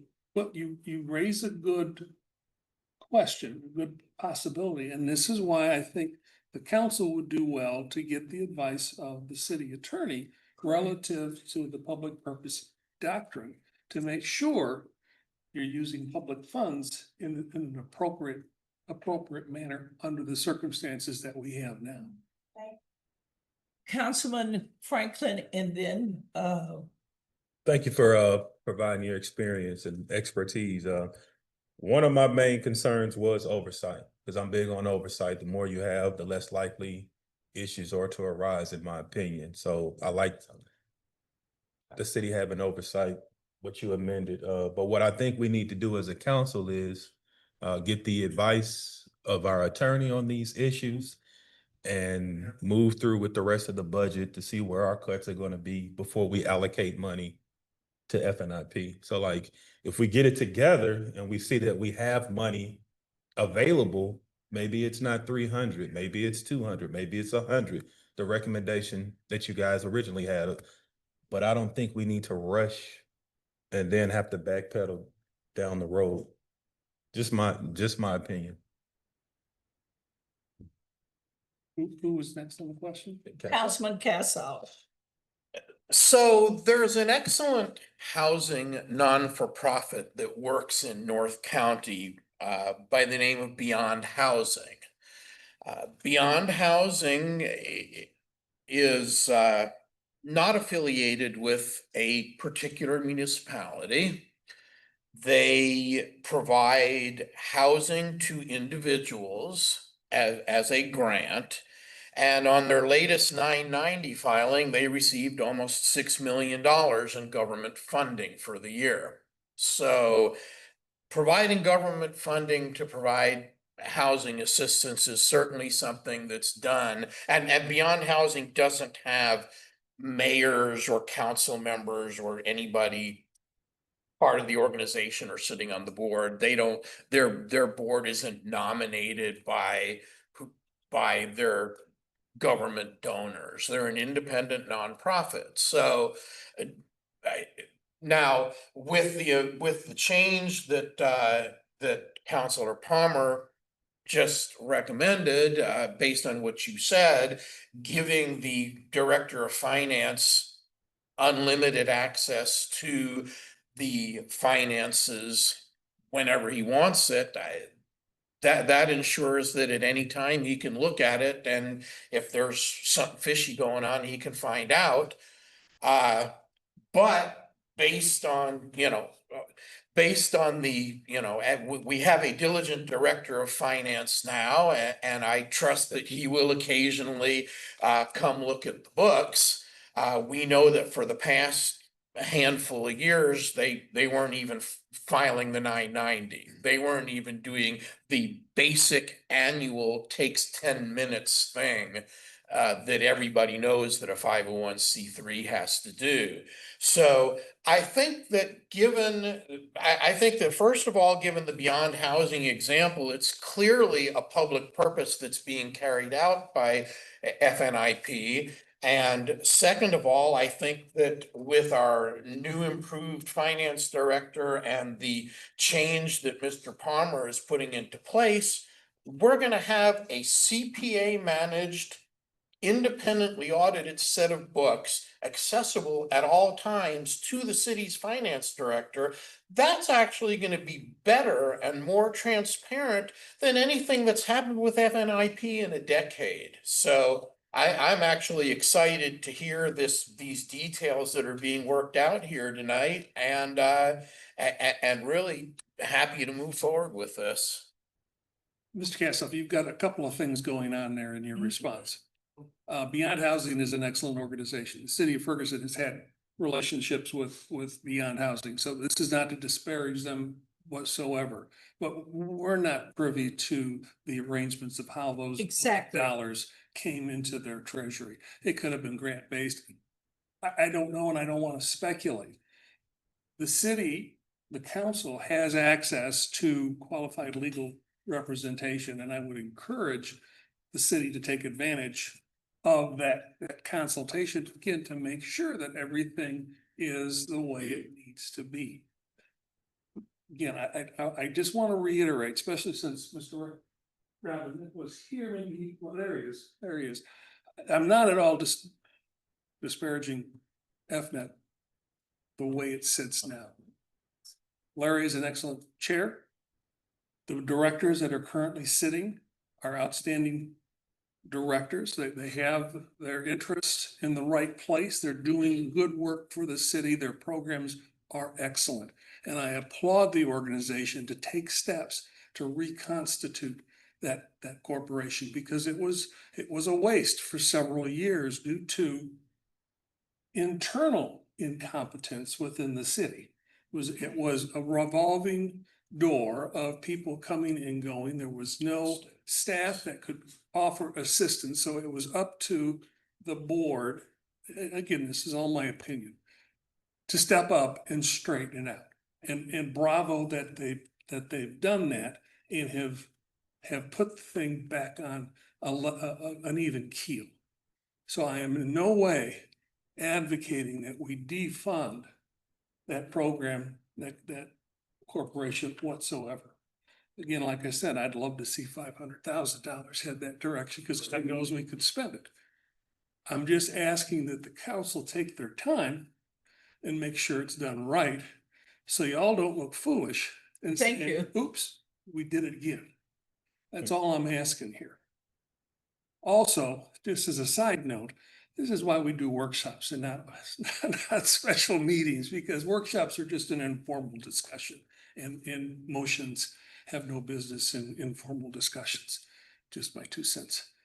Now, since we're in the middle of a motion and a second for this, I can sit down and not talk about the rest of my recommendations or answer any questions council may have on the economic development sales tax recommendations, which we're all excited about. It's about $1 million worth of recommendations that we're getting backed into the city.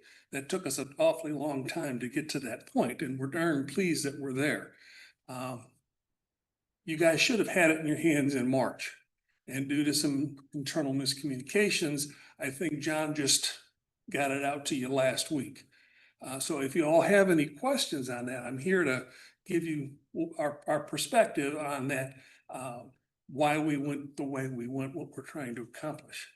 If you're all clear on it, I'm happy to sit down and shut up and let you guys do your business. Yes, I'm sorry. Did you want to go through this budget? Yeah. What we need to do, thank you, Honorable Steve Wiegert, for being the chairperson of Economic Development Skills Staff. But I am like you, before we go haphazardly trying to push something forward, we still need the advice of the attorney. So we don't look like we got egg on our face just because a lot of emotions are high at this point.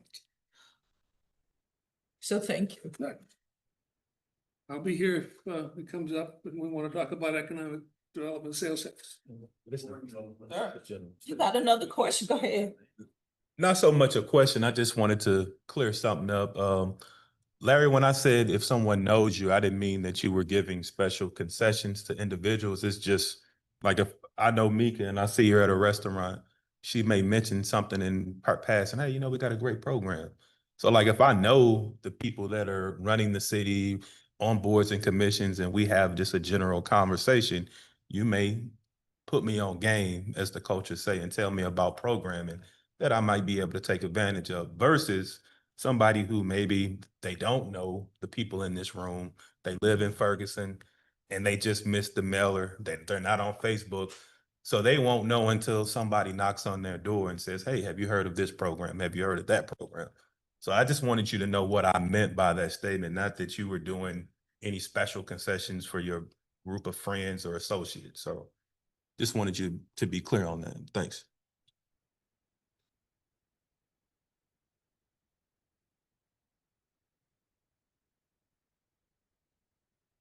I didn't hear you. Said, do we have to get the attorney on the phone?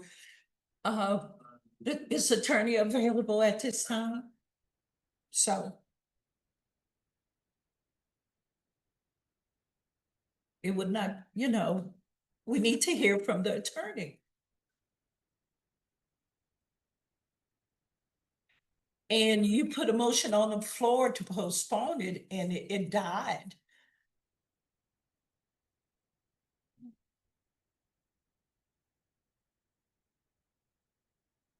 Madam Mayor, I call the question. Call it. So going back there, I first have a motion on the floor with no second. I can't hear you. I first have a motion on the floor without a second. I seconded it. You talking about the original motion from way back? No, I'm talking about the amendment. The amendment. Oh, okay, I'll second the amendment. So we have to vote on the amendment. We have to vote on the amendment first. And so the amendment was to add unfiltered access of the books by the city. Is that correct? Correct. To the acting finance director. He's not the acting Oh, finance. just to the finance director. He's the finance director. Okay. Are there any- Roll call? There's a motion in a second. I still can call for a question. Is that not correct? Discussion Yeah, the discussion. Right. Yeah. about allowing the finance director access. Yeah. I'm good with I'm good with the finance director having access. I think he should have it.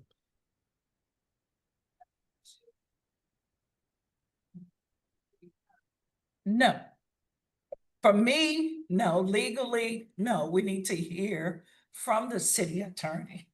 And the city attorney at this time is unavailable. So just for clarity, the motion is to grant our financial director. Amend the other Amend it. motion. We're amending the original motion to allow our finance director I guess, complete access to the FNIP books. But we're not at the same time. You'll vote on that first and then hypothetically vote on the allocation right after. Gotcha. At that point, and request EDST funds. Well, not EDST, it would have to comply with the purpose of EDST under state law, so. Yeah, So, I mean, that's the case right now, and I want to give you, for an example, one of the other items that's been in our budget for a long time and remains in there this year is the Shamrock Ball. The Shamrock Ball benefits Valley Industries, which is a private 501c3 that we have no access to at all. And we've been giving them $1,500 a year for the Shamrock Ball for as long as I've been around here. But that's a disabled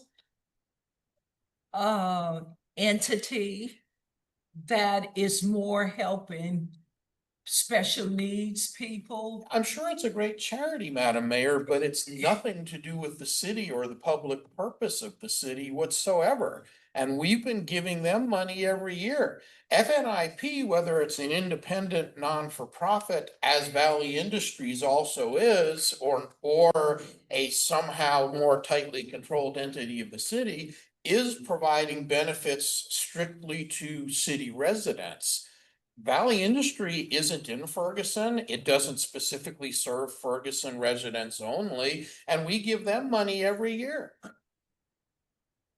Go ahead, So Councilman Franklin. So I just wanted to answer your question clearly. So any non-for-profit could apply for funds, but their programming would have to be for the betterment of the Ferguson community for us to consider it. So like. Well, EDST is a creation of state law, and there are specific restrictions on how that money can be used. And so if they were requesting EDST money, it would have to be something that complied with the state laws that restrict EDST.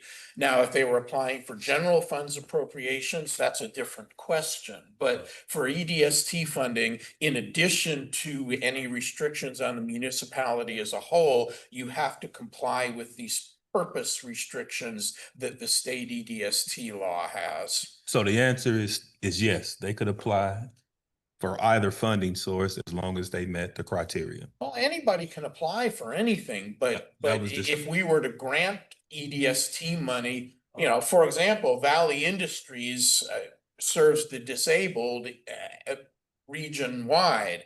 That's not a permissible use for EDST funds in the city of Ferguson under state law. Now, can Valley Industries come and apply for an EDST grant here? Sure, anybody can apply for whatever they want, but it would be unlawful for council to use EDST money to provide a grant to Valley Industries or to any other nonprofit that isn't part of the purposes that the state EDST law prescribes.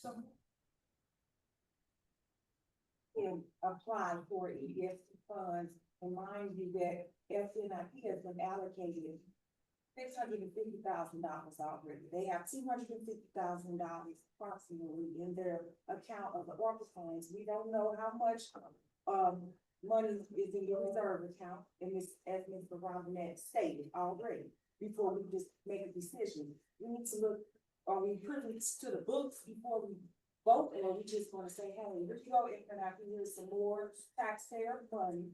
We're supposed to be debating the amendment. The books later, the account, finance director, can we do the books after the fact? I think we need to be responsible and ethical with taxpayer funds. Point of order. Make sure we. Let her finish. And again, my question is, can the finance director review the books or have access prior to, but we're just giving away the money blindly. I mean, here. So I think. Point of order, Madam Mayor, we're supposed to be debating the amendment right now. We are debating the amendment. The amendment was. So I think the recommendation was made that this is a work session. We really don't need any motions at this point. We can take our notes, consult with our attorney, and go from there and just move along with our work. We've got recommendation of what we should do. So I don't think we need any motions. Although I do like the idea of our finance director having oversight, but we don't have to vote on that tonight for it to be a reality. We can wait and get that counsel from our city attorney and then move forward. Is that something we're agreeable to as a council?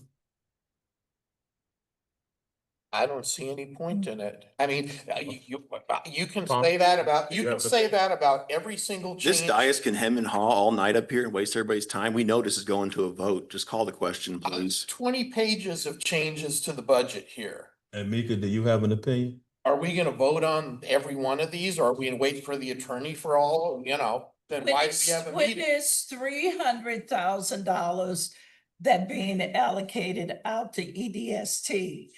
And there is a point that the attorney needs to clarify. But let me ask you this question, city manager, the Shamrock Ball, do we use EDST money to pay for the Shamrock Ball? No. No, I know, so you brought it up. We use city money, and the public purpose requirement applies to all city funds, not only EDST. EDST has the public purpose requirement as well as additional specific requirements of the state statute that authorizes the EDST tax. So all the restrictions that apply to anything the city does also apply to EDST funds, plus extra restrictions. The Shamrock Ball, you know, is that a public purpose for the city of Ferguson?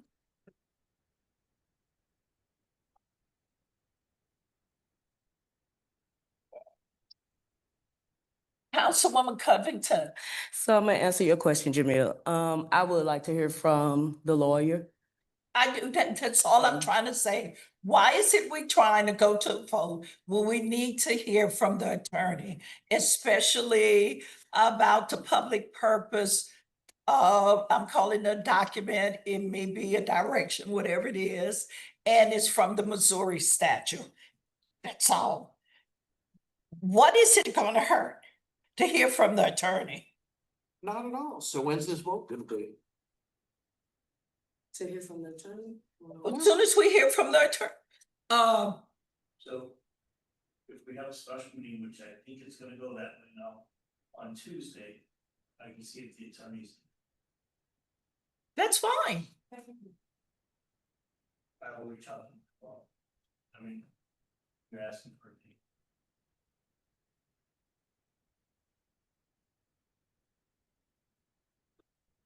There was a motion and a second put on the floor and the vote to postpone this until the attorney, It failed. what you said? That's not the motion that's on the floor. Say the one that was put on the floor to postpone and wait till the attorney. So, That one failed. so. I know that would wait till the fail. Attorney failed. Right now, Right, which we really need to decide on at this point, is, the motion and the second to amend the motion to, add unfiltered access of the books by the finance director. That's what is on the table, right? I know that's what's on the table right now. Okay. And the question still becomes, my question still becomes, when are we able to talk to the attorney about taking money and funding FNIP? You want to take this vote and then go back and straighten it out later? He said Tuesday, so if you take the vote now, you got to come up with it on Tuesday after you hear from the attorney. So for clarity, does Councilman Harmon need to withdraw the motion? No. No, he's not gonna withdraw the motion.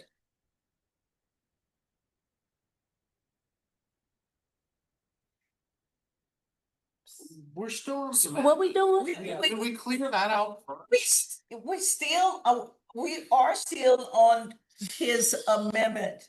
And my question is, when are we going to talk to attorney to clarify all of this? So the problem is when the motion to do that, it failed.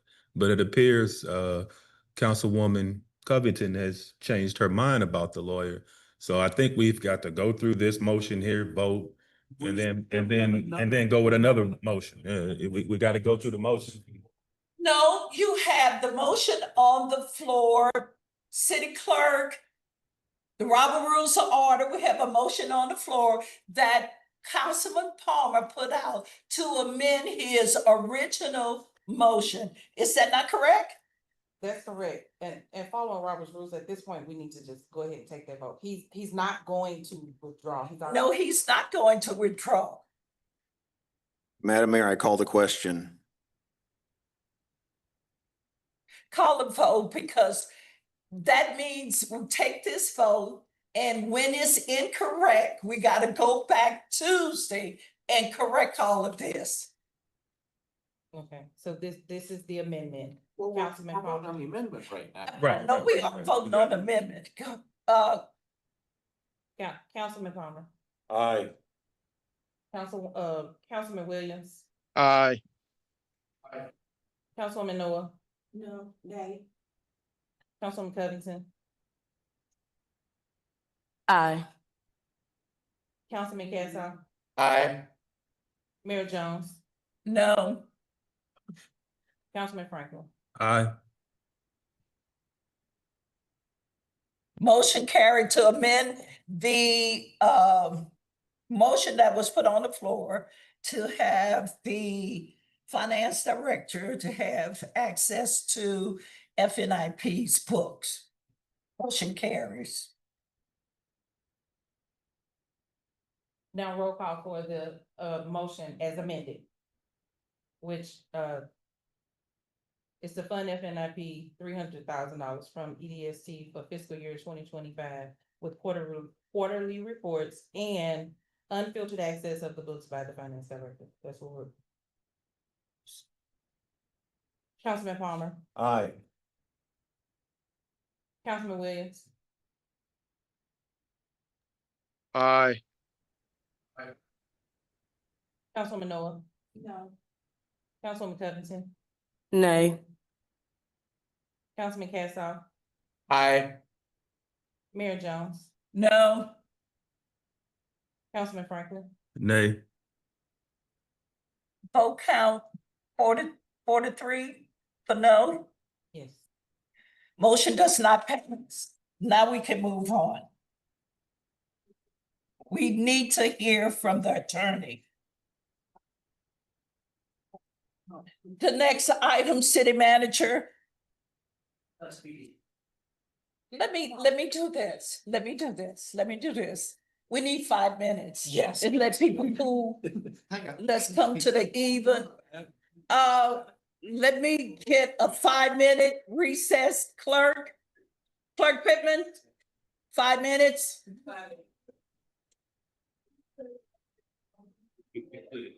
Are we I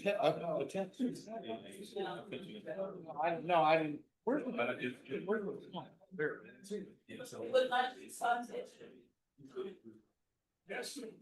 Where's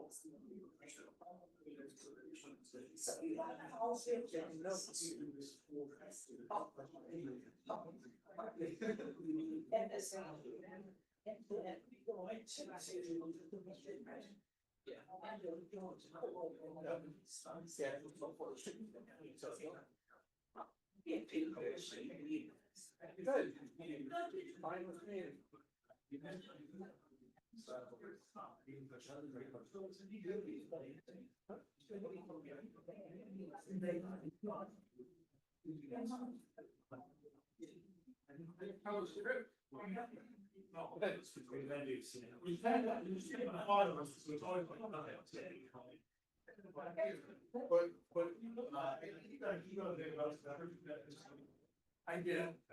As long as you're not going to get that, I appreciate it.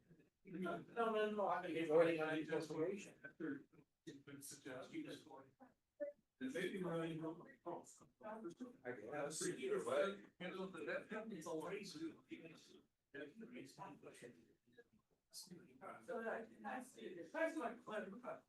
like. Nothing about it. Yeah, that's. Then it's maybe all mostly done.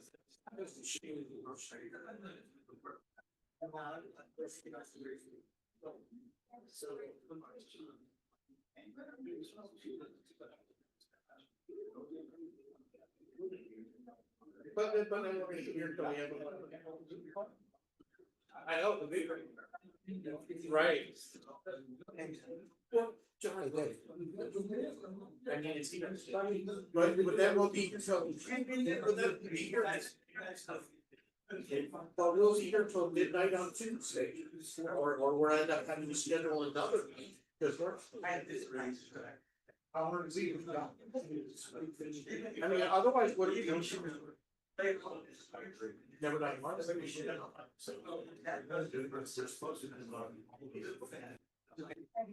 But you know, I'm going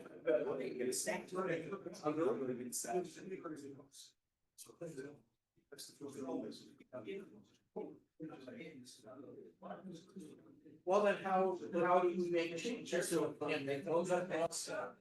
Because that's.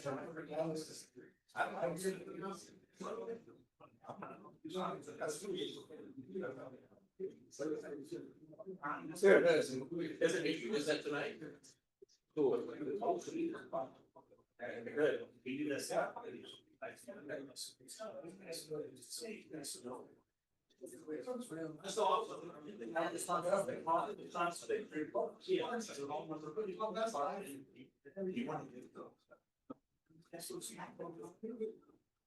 So you're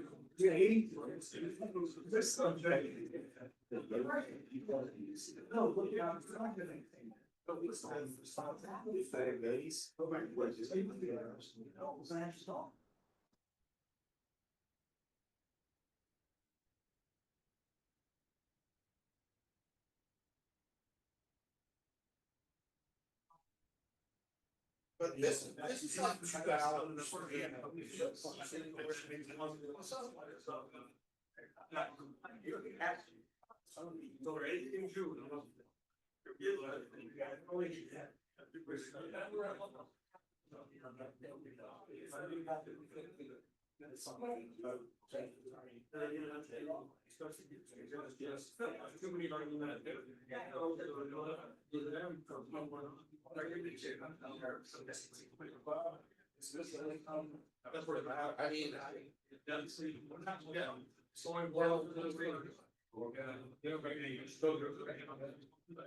mean, well, what are we? And this.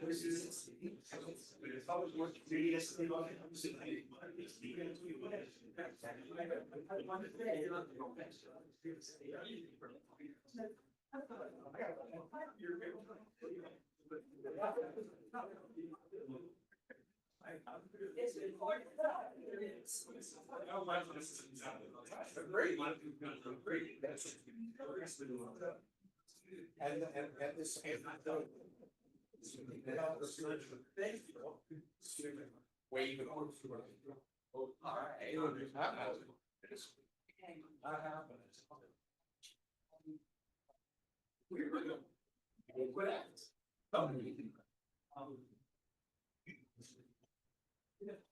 Y'all better come in here from smoking. Oh, there she is. Okay, meeting back in order. What we're gonna do is hear from FSBD. Thank you, Honorable Wiegert. Thank you. Mayor and council, good evening. Good evening. You were given the FSBD's proposed budget this evening, the Excel spreadsheet. They are present if you have direct questions, but I was just gonna give you a general overview. So FSBD, basically their business license fees go into the account. That's where the revenue source comes from. In general, it's between $25,000 and $25,500. A lot of times they do get donations to the tune of about $2,000 as well. So their budget, they're expressing to expense about $22,853. There's about 6 or 7 large categories there, varying from administrative costs, marketing promotion, economic development, beautification, safety, security, transportation infrastructure, community engagement, etc. It looks a little bit more detailed than it has in years past, but looking at it, they are all expenses that they can use for FSBD. So like I said, if you have questions about their budget, they do have their board member present to answer those. Otherwise, it's in line for what they're going to bring in, what they're going to spend. Councilman Kassoff.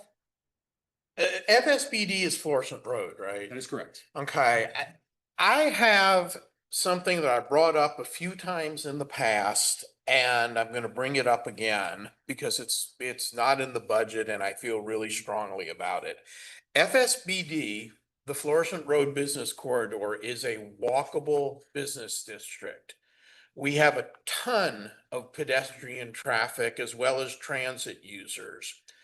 And every year when it snows, the snow plows come down Florissant Road and they bury the sidewalks, and we have these poor people that don't own cars walking out in the street on the most dangerous day of the year to be in the street.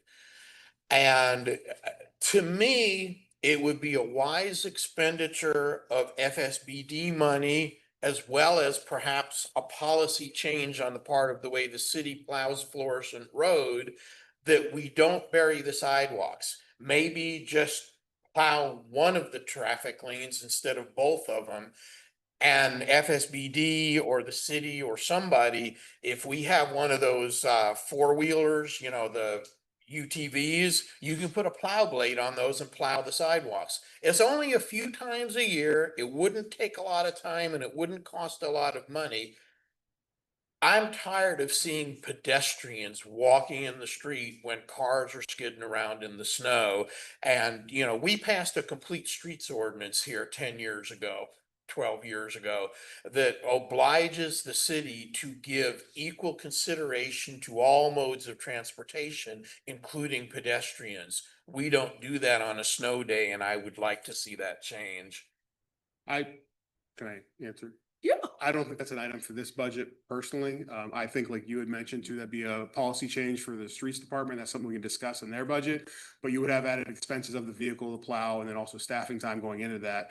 But that's something we could discuss in that budget. Well, the only thing that's part of this budget would be the possibility of just, you know, we theoretically require every business to shovel their sidewalk. Mhm. And I can tell you as somebody who walks almost, not 365 days a year, but pretty darn close. And I bicycle. I'm not the guy who only goes in his car and zips down Florissant Road and doesn't see anything. Most of these businesses are not plowing, and we're not gonna start writing summonses to businesses because they didn't shovel their walk. It's not gonna happen realistically. So we have $1,400 in here for public transit enhancements and bike racks and traffic and mobility studies. Maybe we could spend that on a plow blade, and when we have a heavy snowfall, spend a couple of hours and have somebody in a UTV with a plow blade start at Chambers and go all the way down to Suburban and all the way back up again, so that these people that are walking in our business district don't have to walk out in the middle of Florissant Road because the sidewalk is buried in snow. It happens every time we get a substantial snowfall here, and it's just a matter of time before somebody gets killed. Again, I don't think the plow blade would fit in this because it's gonna be a city purchase. It wouldn't be housed by FSBD. That's gonna be something that goes in the Public Works Department. Okay, and that's later this evening, right? Correct. Okay. Okay. If you wanted to purchase a plow blade, that wouldn't be going to FSBD because then the cooperative wouldn't be able to store that. It'd have to go in the actual city budget in streets or whatever. It just wouldn't be housed in this. Okay. Okay. Councilman Palmer. I just wanted to mention too, that part of Airport Road is also considered FSBD as well, not just the South Florissant Road, as point of clarification. And also, maybe for the finance director, but is the surplus charge on business license fees within the district about $25,000 this year as it historically has been? I think it's 24. It's in line with what their budget request is? Yeah. Thank you. Councilwoman Noah. If I heard Councilman Palmer correctly, did he say that the FSBD district, the airport road is a portion of it? Portion So of it. we've asked about the boundary, and no one has ever said anything about airport road. We can look into it and get it exact. Right, can we please say, because we really need to know that, I mean, if Mr. King is here and we, you know, so we can know exactly what is, so we can do some outreach to those people. Yep. Thank you. Any other question for Assistant City Manager Dave?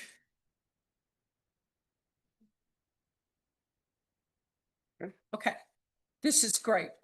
Love it. Yeah, thank you. Okay, I want to be out of line. You guys aren't going to vote on the logo, but he is good to use it. So we kind of Well, that's what we, the FSBD logos. right, did everybody have it? No, there's nothing for us to vote. So just. No, we're Right, we're fine, just- it's good, we're it's a fine. check.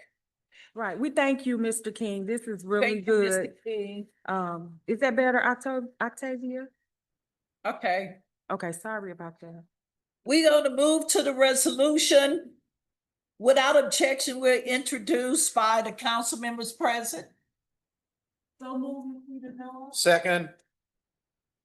Clerk Pittman, could you read the title of the resolution, please? Resolution number 2025-14, a resolution of the city of Ferguson, Missouri, authorizing the city manager to purchase 2025 black Dodge Durango pursuit rated vehicles and install all police emergency equipment on the 2025 black Dodge Durango. City manager? Yes, ma'am. At this time, I'll bring Chief Doyle to help explain, and if anyone has any questions, Chief and myself. Sure. Mayor, members of the council, good evening. So this resolution is about purchasing 5 police vehicles. I think the rate of $269K and some change. Not to beat a dead horse, but we have you guys know that we have expanded the PD as far as staffing over the last several years. I mean, when we hire a number of officers, they got to have vehicles to patrol out here. IACP, International Association of Chiefs Police, recommend that we have even a 10% overage of vehicles, because you always got to think that there's always going to be a vehicle down, either damaged or for maintenance or whatnot. But we just got to have patrol vehicles just for the safety of our residents out here. We get to the point now to where we're at critical levels in regards to vehicles, and what we don't want to do is start running these vehicles 24 hours a day, because that's going to cost us more money in the long run. The reason why we need these 5 Durangos right now, Missouri State Highway Patrol is initiating a new program where they're getting ready to purchase a ton of these Durangos and put ghost writings on the side of it or whatnot. We have a local vendor who has secured 5 of these Durangos for us for this purpose of, for the city of Ferguson. However, if this resolution is not approved, those vehicles will go to the Highway Patrol. And if you're not aware, it's tough nowadays to get police vehicles. I mean, even if this is not passed, if we try to vote on something like this again later, the time we try to get the vehicle, we'll get a vendor, get the vehicles. I mean, we could be talking about months, approximately a year from now to try to get police vehicles. Any question for the chief?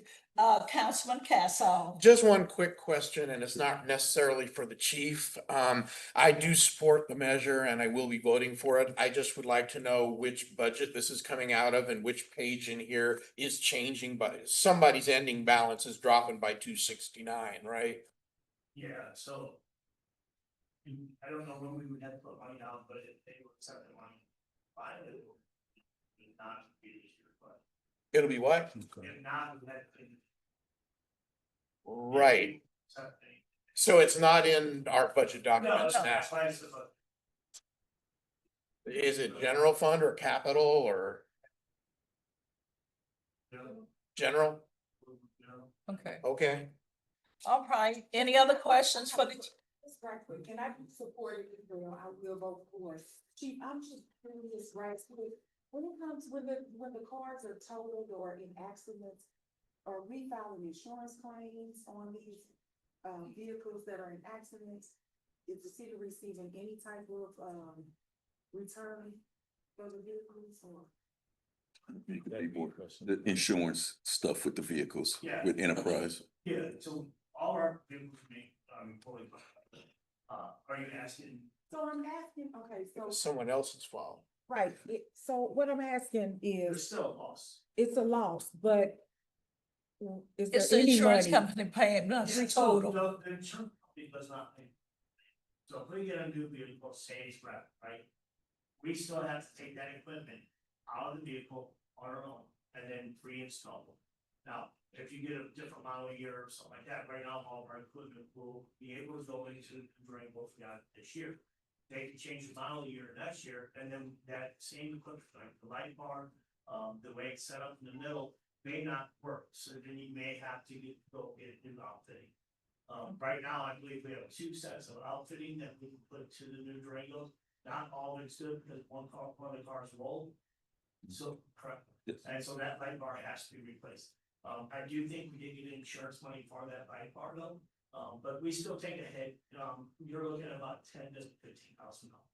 Thank you. Okay. Thank you. I know you all put a motion in a second on the floor before it was needed. So Clerk Pittman, do we still carry that motion in a second and just go to the vote? Because in resolutions, we don't do a motion in a second before the title is read, but the gun was jumped. And it was, normally we'll read it first, and then do a motion to approve, but if we already have the motion to approve, there's it's not necessary to rehash it. Okay, now can we, have the roll call vote? Councilwoman Noah, Aye. Councilwoman Covington, Aye. Councilman Casal, Aye. Mary Jones, Aye. Councilman Franklin, Aye. Councilman Palmer, Aye. Councilman Williams.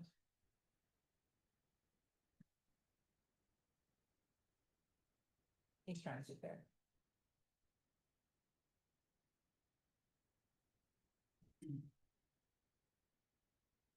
Councilman Williams, I didn't hear. oh, we were taking a vote for resolution 2025-14. Is that about the police cars? It is. Aye.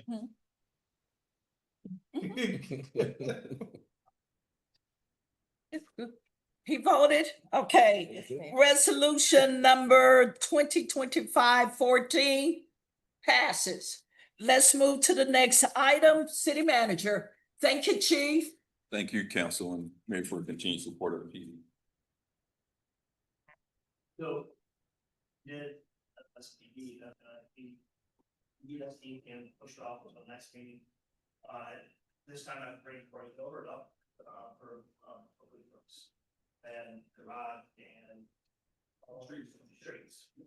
And I do believe we can take care of the sidewalks with special, nuisance that we do have, personnel. And then we can go to Home Depot or, company in town, maybe we can deals, equipment in. We do have the deals from, the new side by side, sorry, from parks that we can potentially get a Browse bar as well, and also PE or fire. That's a 6x6 that if it's really bad, we can use. We know how with that issue. The biggest thing we will have to take into consideration of that is salt and how we're gonna make sure that people don't all of a sudden now fall because it was icy. Also, can we, since Councilman Casal brought this up, can we also encourage the homeowners, residents, renters, or whomever on Elizabeth to do the sidewalks also? Because when it snowed, the kids are walking in the center of Elizabeth. Yeah, cause this is what happens, so, and I mean, as soon as we do one section, now everybody, you know what I mean? Want it, and I don't think the city staff can do the entire city sidewalk. But I do think it's some sort of encouragement that we can get homeowners, because it is also their responsibility to maintain and, their sidewalks. Okay, What Public Works is responsible for, southern sidewalks in the city. Yep. We do. Okay. Clean sidewalks. So we're just having. What page is that? we have never started yet. Yeah, page It's 71. 71. 72 is the summary. 72. Good evening, Mayor and Council. Good evening. Long time, right? It's not page 76. What page? 72. Okay, So- thank you. So Public Works is responsible for, 13, 51, 53, and 95.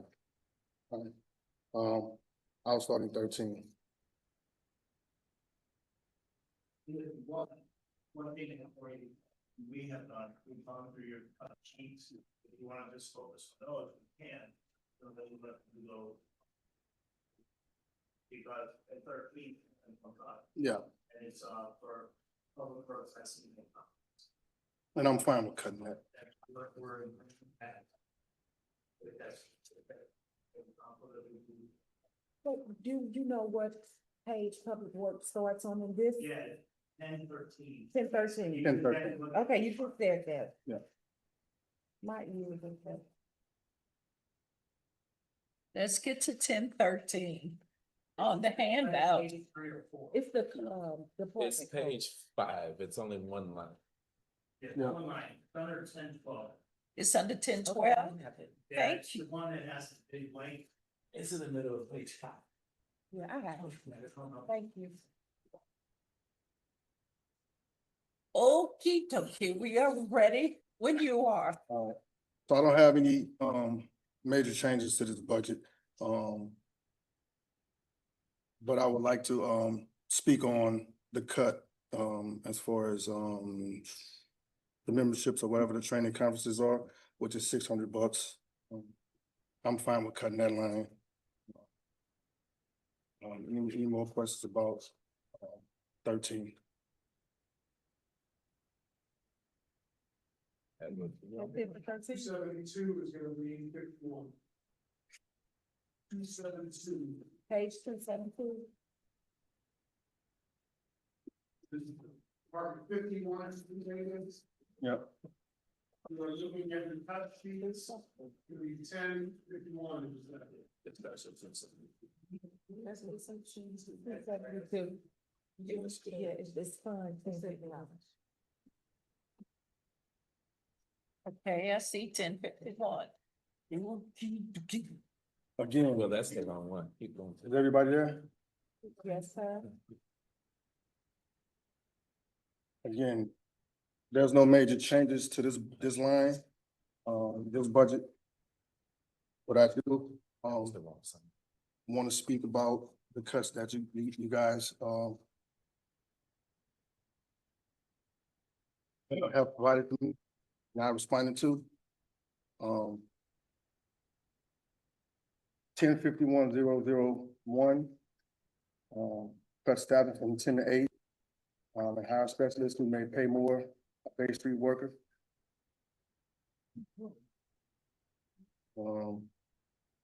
I would strongly suggest, my staff stay, at 12. Me too. As of now, we still are understaffed. And I strongly suggest that you guys also add the 2 specialty, employees to 1051.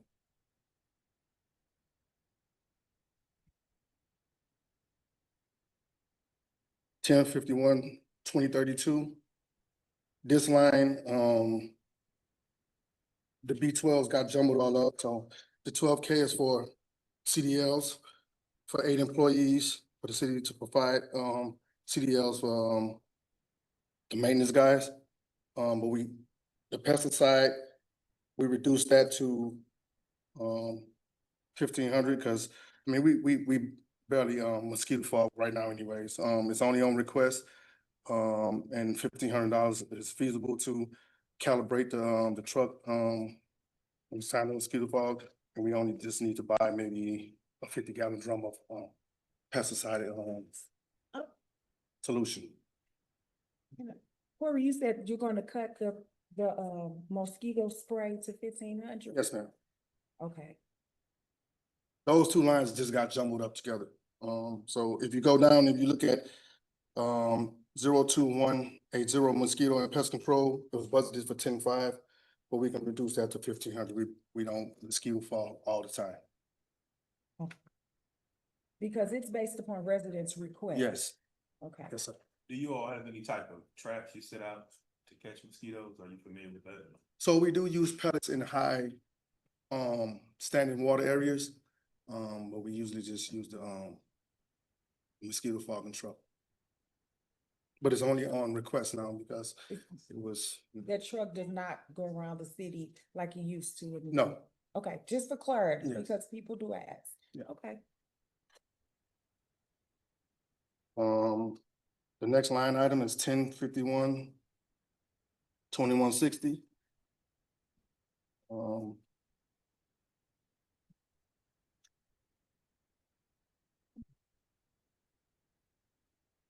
It's street lighting. We forecasted for 24,000. I budgeted for 81,000. I strongly suggest we keep the 90K in place. The money is to replace all Victorian poles that's always damaged throughout the year, along Florissant Road and also Suburban. If we was to take this money out, of the budget, say for instance, a pole is knocked down on Suburban, which is probably $24,000 per pole. We're looking at it, if we have to do a resolution, 30-day minimum, that pole will be down for 30 days, right? City manager. Yes, ma'am, council. So if we would look at Corey's forecast, we do not spend that money all the time, right? So we would request to have that 45,000 up there, just in case we do have a car that does not have insurance, right? We are going at cars that have insurance to help us with the street lights being maintained. And I know ESP's get the money to provide some, however, would be an emergency, and it doesn't say that, hey, we're gonna go out and spend it.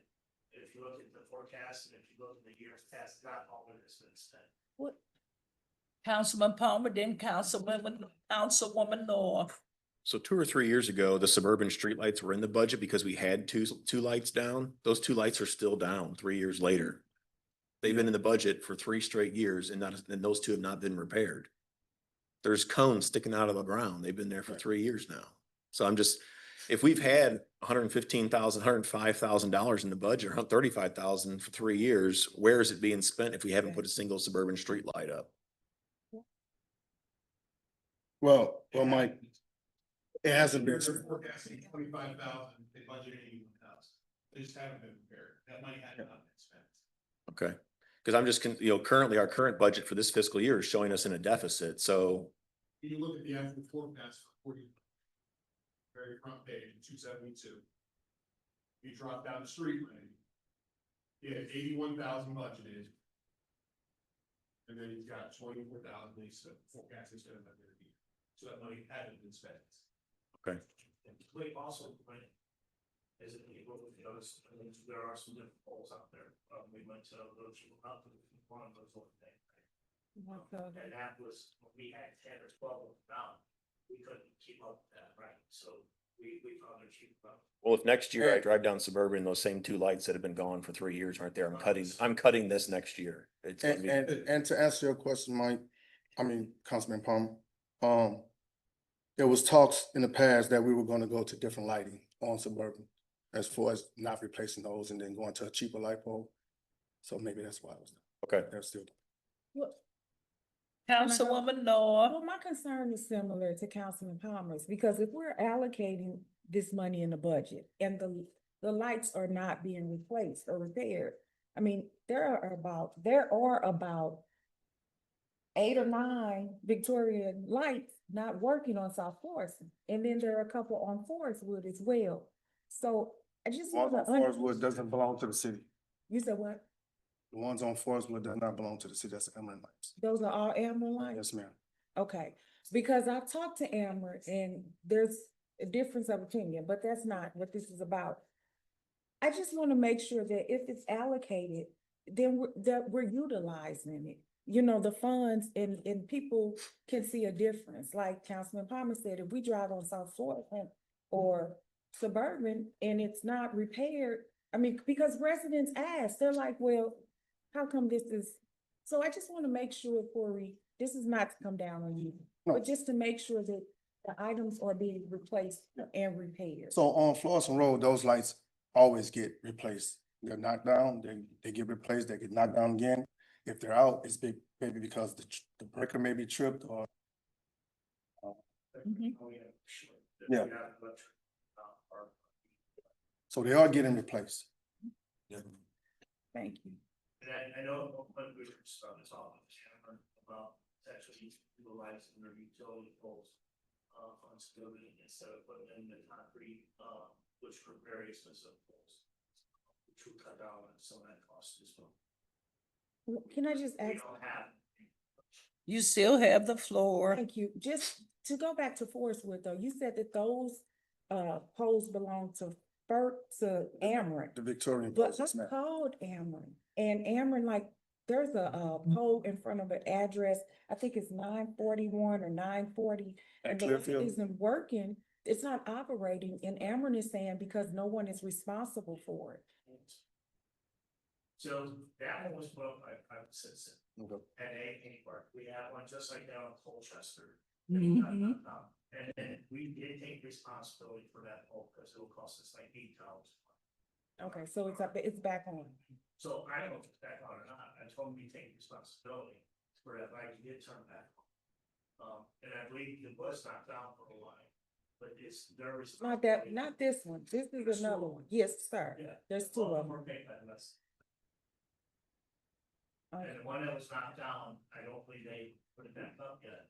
They told me to take responsibility for that light as well, but I guess they're paying wait for their poles and everything to come in to match. Because we won't pay for that pole and. We won't pay for the pole, but The lighting. the light We don't pay itself. for the light bulb, they stay and replace. So for clarity, the one in front of 941 Forestwood, across from 940, the city is going to take responsibility for that payment. We also have a conversation. Okay, well, I just want, this is the time to ask. Thank you, Corey. Councilman Franklin. You already touched on it, but I just wondered, do you have a timetable for that electrician coming out? So, I'll be honest at this point, the two main groups that we use, R and R. are on. Rhino. Everybody's basically. So, we're gonna also, one of our maintenance guys, that was also try to, hook up with one of his friends that. Okay, appreciate it. Any other question for Other questions? Mr. Corey? Okay, Mr. Palmer, you have a question? Mr. Williams, do you have a question? He doesn't? Let's keep rolling. Okay, the No. next line is, Okay, next line is 1051, 2169. I'm in agreement to cutting those two lines.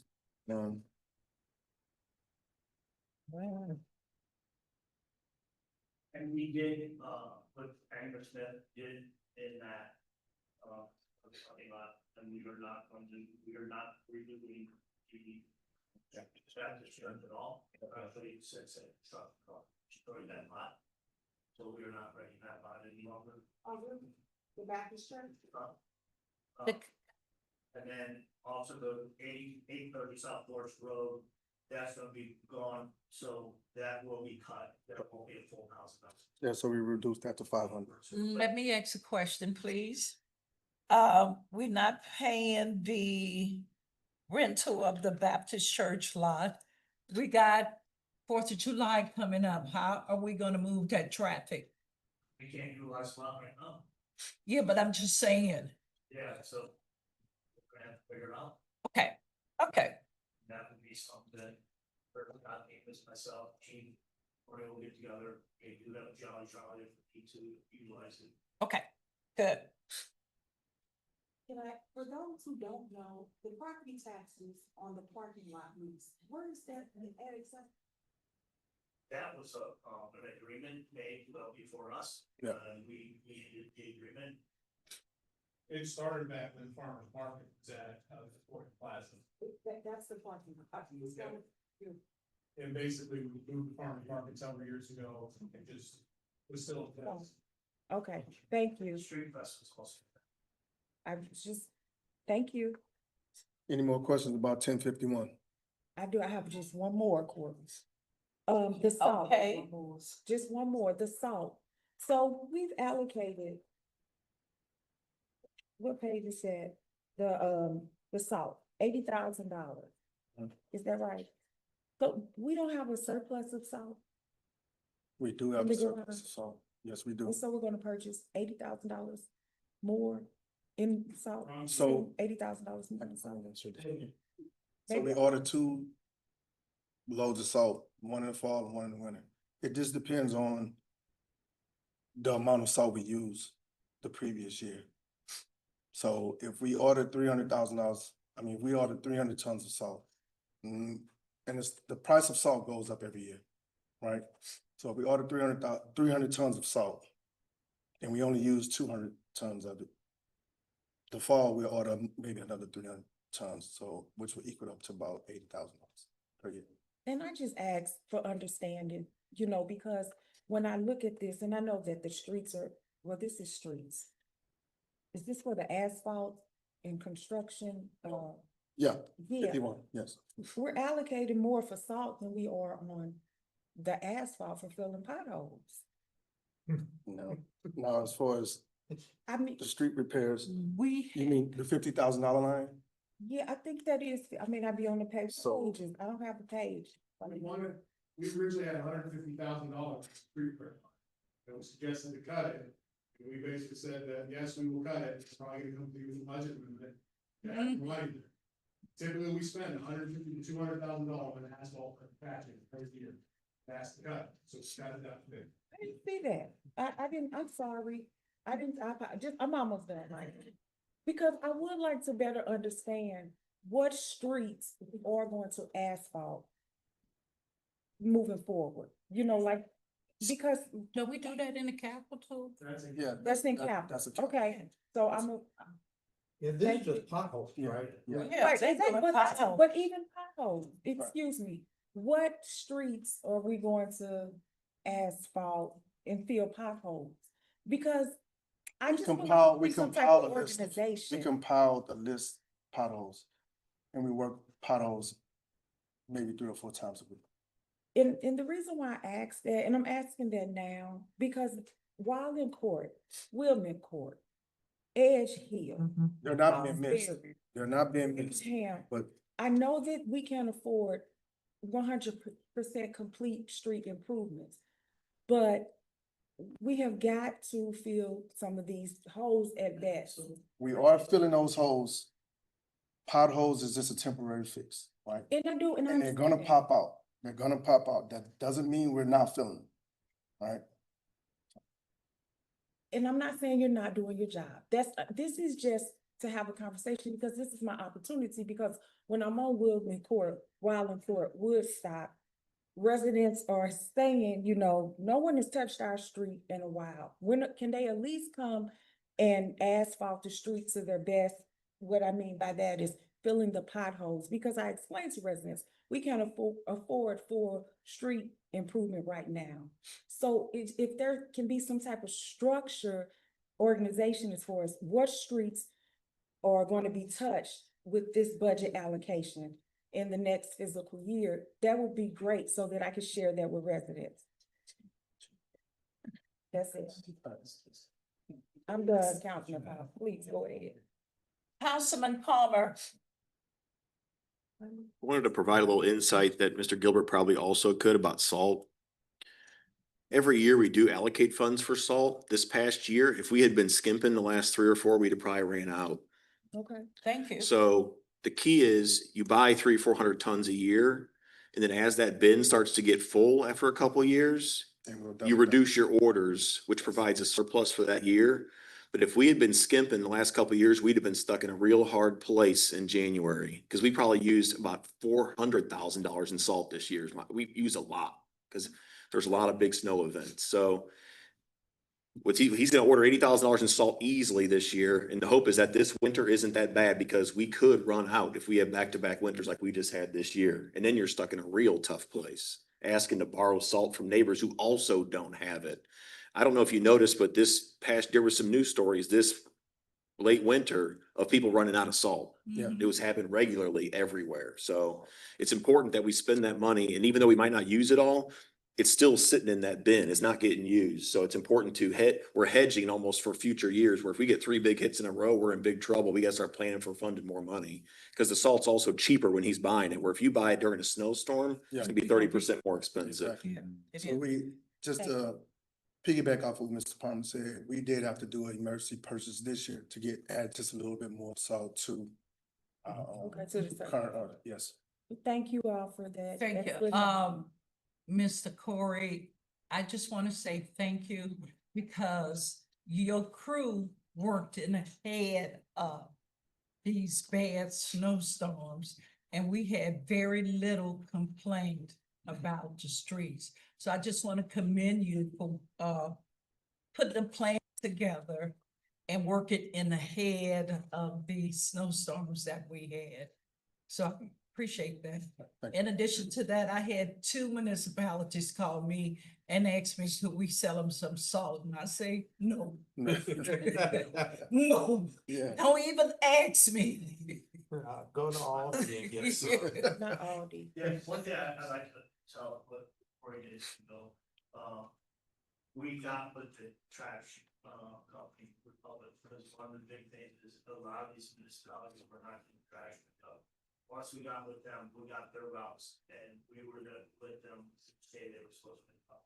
So I do think that also helped our trash pick up. Right. And they have very efficient routes, and hopefully we look at how we can do that. Mhm.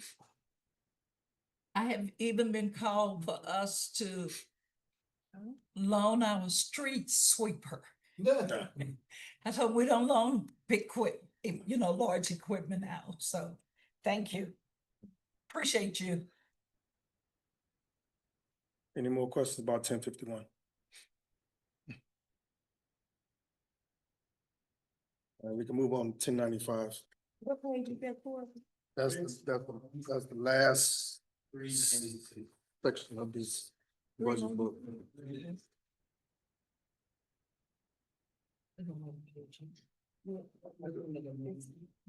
Thank you, Finance Director.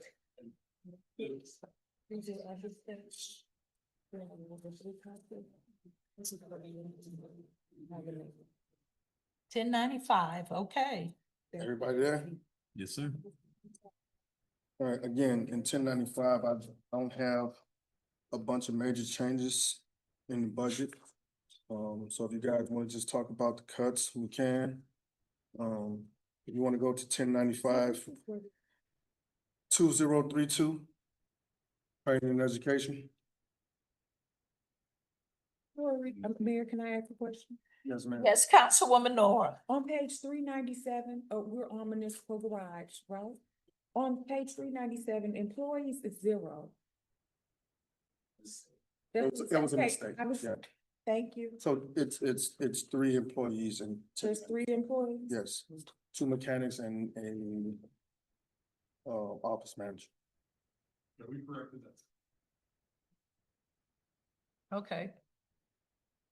Thank you, Councilwoman Nora. So 1095, 2032, training and education, can reduce that.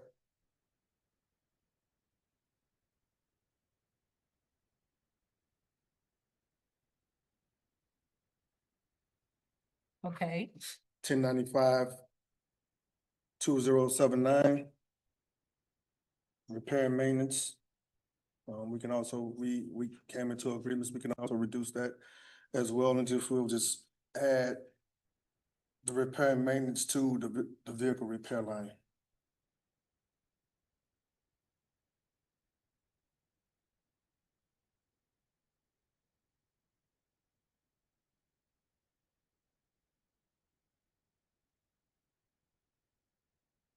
Okay. 1095, 2079. Oh, no, that's the same one. I'm sorry. There's a mistake here, but the next line would be 1095, 20.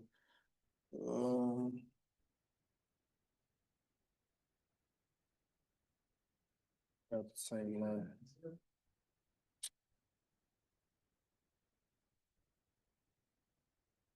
Yeah. 1095, 2079, 7,000 was for the inspection. Just had to verify that one. Yes. And then 1095, 2090, $1,500 for the cell phones. That was correct, though. Yeah, there's 2 cell phones. There's 2 cell phones. Each cell phone 7. Okay.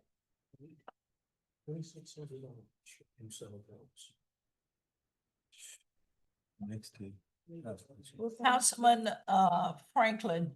So I'm on the fuel spill cleanup. Uh-huh. You guys have allocated 50 grand for that. I think, I'm not sure, last year you were about 40 something, but you only spent about 14. I mean, is that something you're utilizing on a regular or? Yeah, that's something we utilize on a regular, but no, the 14K is what we use on the regular, like around the, the 50K is not. We just allocate those funds just in case we get audited by the BMP to have spill clean up around the garage or silk fencing, along the creek and all of those things. Do you think you could get by with 40K instead of the 50? Yeah. We can reduce it to 40. Okay. The fuel spill. Yeah, it's on page 408 if you got your book. Thank you. My bad. Just waiting on the finance director.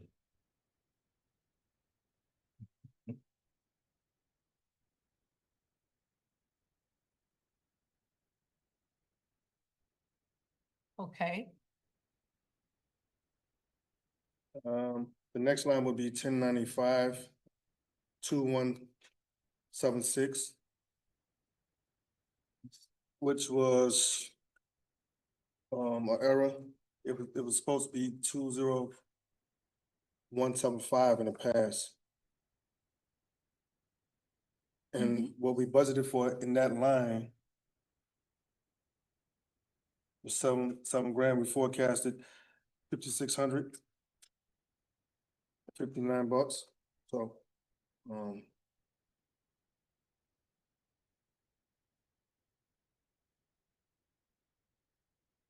okay. I'm sorry, what's $600? you said 600. No, I'm sorry, it was, it's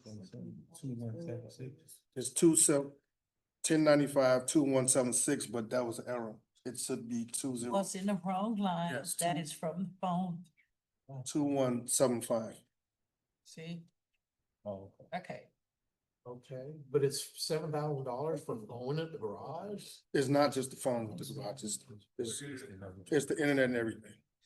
Okay, yeah, so we don't- phone and internet. Yeah, we don't have cable service or anything like that, so it's just, So it's been a $600, how many, where you got like 2 phones there, 3 phones? no, it's, I mean, you got 3 mechanics and you, right? yeah, no, it's 3 phones there. No, it's 2 phones there. This is not for cell phone, right? This is not for cell phone. Right now, so This- you got a whole No, separate no, yeah, this is for garage use only. for the landline. Yeah, so it's 3 phones there. 3 phones and internet, $600 a month. Yeah. No, that's a year, right? Right, it's $7,000 for a year. That's almost $600 a month for 3 phone That's what lines and internet. that's what he's budgeted. Yes. Your initial is about 5,700. Last year was 6,900.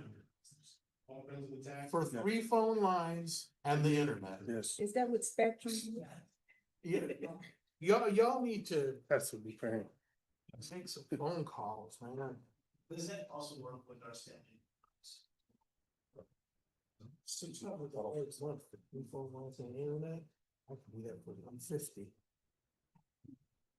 Residential. No, baby, mine's is 291. But you got cable though. And phone. Yeah, it's residential. Commercial is gonna always be more expensive. Yeah. Fuel systems. A lot of these are. So. You got what? We got a lot of things. So, I mean, it's just not. No, I understand. I mean, It's not. we got 3 people watching Netflix at the same time in my house, you know, we burned through some bandwidth, I understand that, but we ain't got no $600 a month bill. His point is valid. I- I mean, I have business internet at my office. It's 1 gig service for like $90 a month for AT&T. It's a valid point.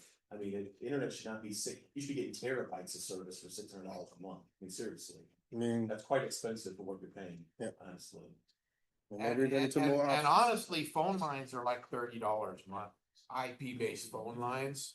I've got a client that I do IP telephony for. It's like $30. Maybe we can look a into other line. services. Did we not move from AT&T? All phones citywide. Yeah. The internet and phone are getting reevaluated this fall and they're switching to phone system. At the same time, we're not gonna budget under, but we have cuts that come in next year. I mean, I see this in every department. I've done telephony for people and the numbers we're reporting, not just the garage, we're on the garage now. I'm not trying to pick on you. No, it's fine. But I mean, you didn't choose the phone company anyway. But the numbers I'm seeing that we're paying for internet and telephone service, I have commercial clients that we do telephony and internet for. And we're paying like 4 times what my clients are paying. We're getting robbed. And I don't know what kind of service we have. I haven't seen the bills. I'd love to come in and look at them sometime. But what we're, but that's a staff function, so I really am not supposed to. But I can just tell you, one of the things I've done in my consulting business is telephony. And we are paying literally 4 times what my clients have paid. So, if budget time ain't the time to talk about it, I don't know when we should. But the conversation just never comes up and we keep paying these bills. It's going on, But yeah, Dave just said we're going to reevaluate in the fall and keep the numbers here just in case they are lower than what's being posted. We budgeted based on what we spent in the past. Okay. Plans to have all out to bid, going for internet service, cable, the community center, everything. It's a bulk price. It's divided by building as far as what resources they have. Like the bill comes, it's a bill from Spectrum. It's divided by location, everything else that's out in there. So yes, it's gonna be evaluated as well. Okay. Anyone else? Okay, Corey, keep moving. The next line is 1095-299, which is a miscellaneous line. I'm in agreement to reduce that from 5,000 to maybe 2,000.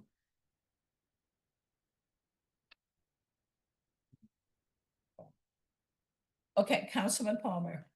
Back to salaries, I was just curious, I know we factored in a 3% increase across the board, but is there just staffing changes that happened there that caused the difference from the budget for this year? From 223,000 to 298,000? We were under the yield projection, but yes, 250 instead of so you're gonna have the addition of the increase well about 250. You need something? Okay. After. Councilwoman Covington. So 250,000, 3% is like $7,500. It's not 40,000, 50,000.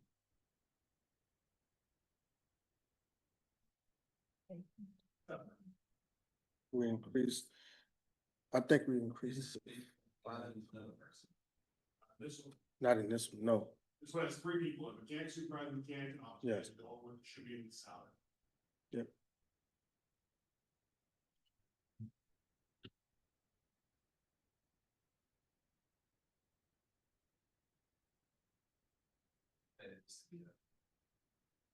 Budget.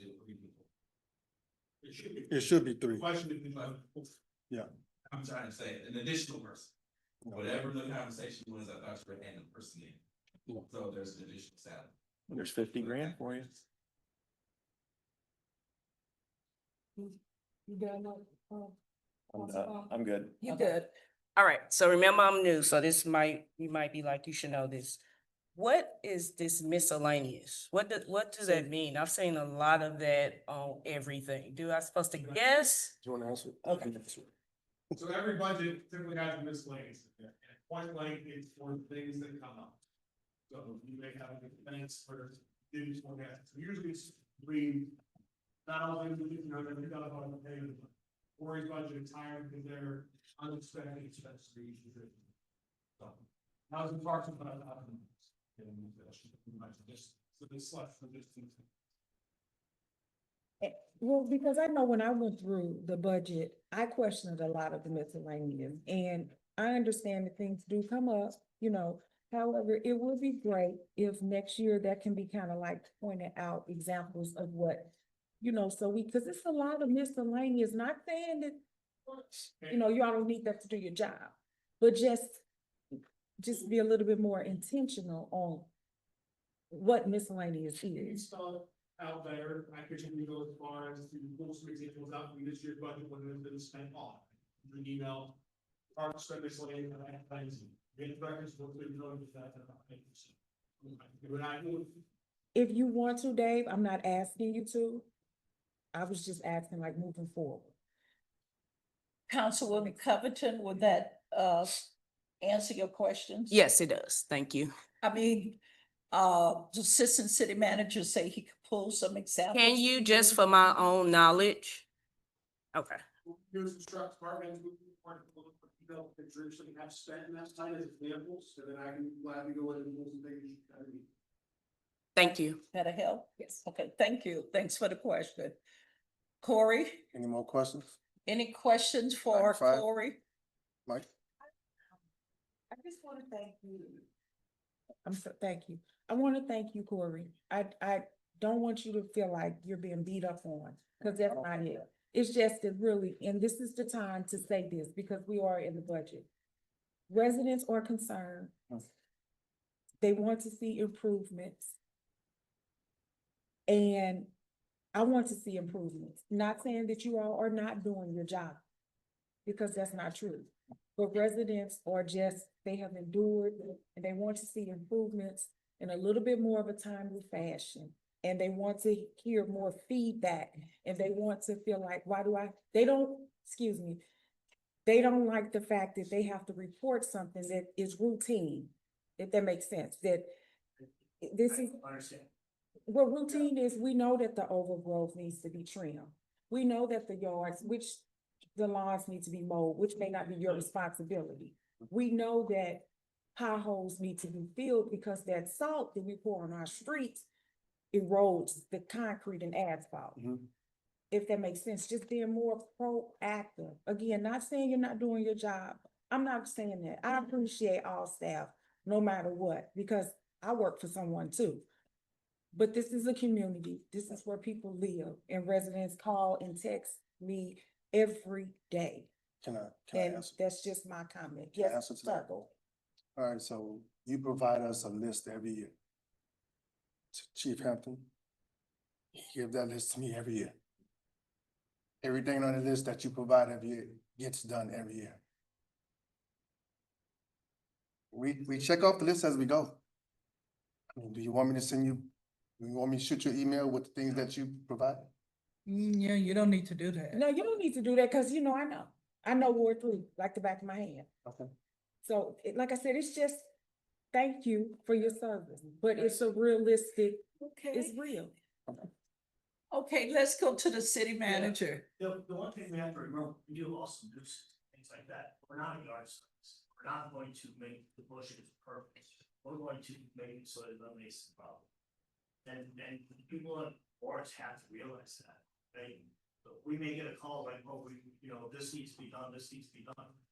But we're not gonna be a yard service. That's not what our goal is. Our goal is to take care of a nuisance problem with a lot of times and or the overgrowth. We're not gonna manicure so it's a perfect way to call. And I And I respect think that's that. what a lot of people expect. No, that's not, it's not, like, for instance, 8400 Hill. That is a city property. It has not been mowed yet this season. 8400. 8400 Hill is around the corner from me. So like with the nuisance properties, I respect that. You're right, sir. It's not going to be perfect. We get that. That's why we want to try to hold owners accountable for their own properties. But we're still wondering what's going on Castro. There's overgrowth towering into the street. That's a private property you're talking about. And I understand that, but when is it going to be, where are we at addressing that? Because it's been going on now for long enough where, how are we holding the owner accountable? Because residents and children have to walk their street and stand there and catch the bus. So it's things like that. Again, I'm not saying that you all are not doing your job. I know that there is a lot of work. And staff we're just now really getting to the point where staff is up to par, Corey. Yeah. All I'm saying is just, thank you. I've said enough. Thank you. Okay, Councilman Palmer and then Councilman Franklin. Yeah, go ahead. Is 1095 the last one you have to present on this evening? Yes, sir. Okay, I do have some questions that I do need some context before I imagine you're leaving. Traditionally, the city has spent about 500 to 700,000 per year on street replacement, not just not pothole repair, replacement of streets. In your expert opinion, is that adequate going forward for the city? I mean, yes and no. $500,000 is feasible, but to get more done, we probably need to budget more. My calculation suggests we need 3, 4, 5 straight years of over $1 million probably to get I caught up. definitely agree. I definitely agree. If we did that for a couple of years, would that make your life a lot easier? Reduce on pothole patching? Yes. Thank you. Councilman, Franklin. So I would just make a recommendation to Corey and our city manager, something you might want to consider in your operations when your staff is out here doing what they do day to day. Start utilizing like a monthly report. There's a lot of times you may forget what you did 3 weeks ago or last month, and you may already do this. And maybe that monthly report you can present quarterly to the council so that when constituents say, hey, you haven't been in my neck of the woods, you haven't been down here in Ward 1, then you can say exactly, this is what we did in January, February. And it's also a good tool when you got to do staff evaluations because you might forget what staff did 10 months ago. So I think it would help a lot with the perception of, well, you're not doing enough or you're never here. Right. Because normally, you know how it is, people see what you're not doing more so than what you are doing. So just a recommendation. Any other questions for Corey? Any other questions? Thank you, Corey. We appreciate the work that you have done and going to do. Thank you. City manager?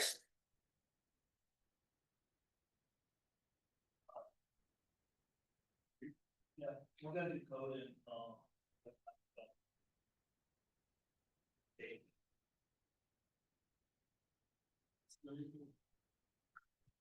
You wanted to look at this, David? That's what we did. I'm gonna be on. You're aware we had some staff changes. The budget you got, your budget, look, I completely redid today. So I'm gonna pull up, I'm gonna try to go line by line and explain it a little bit, but I don't know if you have, do they have the update sheets in front of them either? They have updates. So you have the update sheets in front of you as well, but I'm gonna try to reference that before, so give me 1 second if they're on. So we going through this tonight? Yes, ma'am. Okay. We're not gonna go over every single budget cut, but I do wanna go through 28. 28 and what? 32. Okay. So 28, your actual original budget was gonna be around page 180. But like I said, that we do in track, so please don't. Okay, I got 28. Okay, here we go. So the new one that you got this evening, from Nagel, I made several changes. I'll start with wearing apparel. Moving forward, I'm proposing to put $2,000 in wearing apparel. That's gonna basically cover staffing, hoodies, everything else that's more on pace for what we typically use in a department this size. I honestly think we could probably go down to 1,000 if we can, but. And the reason being, with all the changes I made, we're budgeting a total of $50,200 at the department, but actually we budgeted $69,500, so I feel like a close number. Next line we're gonna look at is training education. I proposed $4,000 last year to $3,000. I really think that having new staff in place here, we'll probably have to do some training education, get them up to speed, get them moving in the right direction. It's gonna be completely reworked this. Next one is new conferences. It's at $1,000, same as last year. Community relations, same thing. Drop down to economic development. It's 2,500 instead of 5,000, and that's truthfully just because I think we're gonna be focusing on a little bit less out of the gates. So I won't spend $5,000 this year on the economic development side because we're gonna be down to staff people, 2,500 as well. Next one, license service fees kept the same. Data communication got the same as last year. All right, how long is it? For a second. Neighbors and gardens, I kept the same at 1,000. Professional service dropped down to 25 instead of 40. Printing materials dropped down to 1,000 instead of 3. Postage, they overspent $10,000. Oh, my God. I put it at $2,000. We already put out a memo that anything local does have to need to be certified, but I do know that we need to send out tickets, notifications, everything else, so I thought $2,000 to have a meeting at this point. I do think it can be reduced moving forward, but I think this year we're gonna have to spend a little bit of money to not that go. Last time we have the miscellaneous, and I left it at $1,000. Are there questions directly relating to my entire rework of 28 in a matter of 2 days? Oh, I have a question. Yes, ma'am. Councilwoman Noah. With the staff, the employees, so community development coordinators, y'all are gonna hire 2 coordinators, or we have. Existing right now Really? that are hired, you have Zia, you have Rashawn, there's not a director in this department currently. I would like the opportunity to rework the department. Thank you. Or restructure. Restructure. Thank Did that answer your question? Yes, sir. Thank you, ma'am. Any other questions about No 28? postage? And that could have been a lot worse if we stopped it earlier. And posted. And that's why I was like, Okay. I tell you what, it's. I think that was it for me. I don't think I had some. And police office going to we got to go to that. You ready to move there too? I don't even get signatures, you can believe it. One of the envelope was thrown in my mailbox like any other mail. See that? I said, quit wasting $10 every time you send fax. All right, I'm moving on to 32. I did the same exact. Okay. So ignore your book. I can tell you the page number if you want it. That's the next section. So we're going to 1032. 1032. The page number of your original book was 204. It's now in front of you, complete new reports. And we are also good looking. Yes, this is the same thing. We can talk about staffing. We currently have 2 code enforcement, 1 building inspector. We have a nuisance supervisor and technically 3 nuisance laborers that are working under the supervisor. Okay, I'm sorry, you said 2 code enforcement, There's 3 marks, there should be 3. 3. It's budgeted technically to have 3 code enforcement officers, 2 building inspectors, along with a 4-man nuisance vacant team. Do I think it's gonna be that moving forward? No. But we have to do work for that. Okay.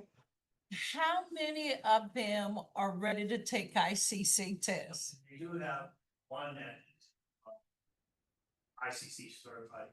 That's Wayne. No, it's not Wayne, Wayne is retired. Yeah, okay, he's retired. Okay, John does have ICC Okay. certification, and he's about to take another test. So we have one, And and the other one's in school, that's one of the things we want to rework, make sure that the certifications are not there. And they're gonna have, just like with the CDLs, if you don't have your CDL, if you don't have your ICC by a certain time, or if you don't have some certification at a certain time, we are, if we get plenty of opportunity. thank you. So this is our chance to rework this department to make it more functional, and efficient. Thank you. Councilman Franklin. Do you think, I guess, our police department would be receptive to a dedicated officer serving as an MPO unit officer for code enforcement? No. Nope. So, yeah, I did.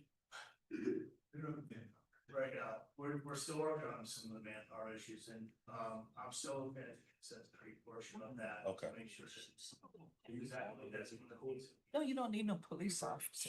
It works well. No, it doesn't, not. But one of the points is, It depends on the Looking officer. at ways to work things around. there is a lot of police officers that do work. Sometime when an issue Can- arises. Yeah, Police. okay. Councilwoman Noah. And for clarity, this is the department, community development, that rides around, and if the liaison sees a vacant property, then they'll research and then put in the request for it to be boarded up. If it needs to be boarded up, right? Yes. Okay, so yeah, this is the department, this is community development, okay, and it's gonna be revitalized. It's no. This code, okay, 'cause it says community development 32. Page 204. 204 code enforcement. Yeah, you're on the wrong page, 204. Okay, I apologize. Yeah, I was on- You were correct with your tasks, the name you were stating was incorrect. That was the last one. Okay, we did. You are correct. Okay. Sorry, thank you. No, you're good. Any other questions? I'm It's gonna getting run late. through real quick, just what I changed and what I tweaked, like I said, more the older. Wearing apparel stayed the same, training education dropped down a little bit. Memberships, it went up a little bit because they are gonna have to be members of different ICMA and other things as we move forward. Special events, 2,000, I do think we need to do a little bit of stuff with the code enforcement, engagement, that kind of stuff. License service fees, 2,500 compared to 31,000 budgeted before. Equipment leases, we have to lease our fire machines back there, and that's where this is falling, $2,500. Subscription publication, $1,000 same as last year, distant communication 15, same as last year. Individual communication dropped down to be more realistic with the number of cell phones they currently have. Nuisance abatements, the big one you're gonna notice, they overspent this year, dropping down to 40,000, because realistically, we should have plywood, supplies, they're actually being used, that kind of stuff just coming out of this line. There's no more paying contractors, it's all brought in-house, so that's the big item that you see changed.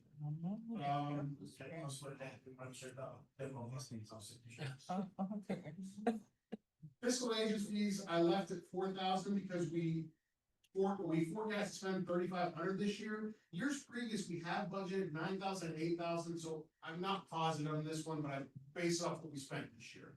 Can you say what that a physical agent fee is to those who aren't Fiscal aware? agent fee is just that we're paying out, one second. Yeah, I don't have it. Bear with me for 1 second.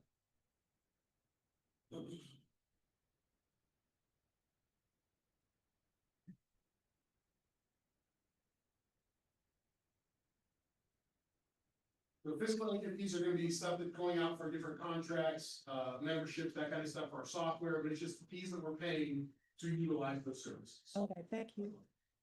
Professional services for legal fees, that sort of stuff. Basically, if we have to do for like our streets that we're paving, we have to get the survey done, those type of things, that's what professional services have. Printing materials, exactly what it sounds like, $2,500. Office supplies at $3,000 for the budget last year. Forecasting to only spend 2,000 this year. The year previous they spent 4, so probably 3,000 would have to be. Equipment, 1,500, same thing. This year we forecast to spend 1,000. Year previous was only 878. The year before that we spent $5 grand. So I landed in the middle. Miscellaneous, they're only forecast to spend $11 this year. Again, $1,000. Years previous we spent 2 and 4. So Okay. Councilman Castle. Yeah, I have a question about the nuisance abatement. We went from 66,000 in 2023 to 475,000 in 2024 and expecting 700,000 in 2025. Is that including all of the money that we budgeted for demolitions, or is this just nuisance abatement? It's a combination. So this does include demolitions. Not all of them. Well, we haven't done all of them, so the forecast for this year would only include the demolitions that we've actually done, right? So on this forecast, not all the demos are in there, so demos are in another line.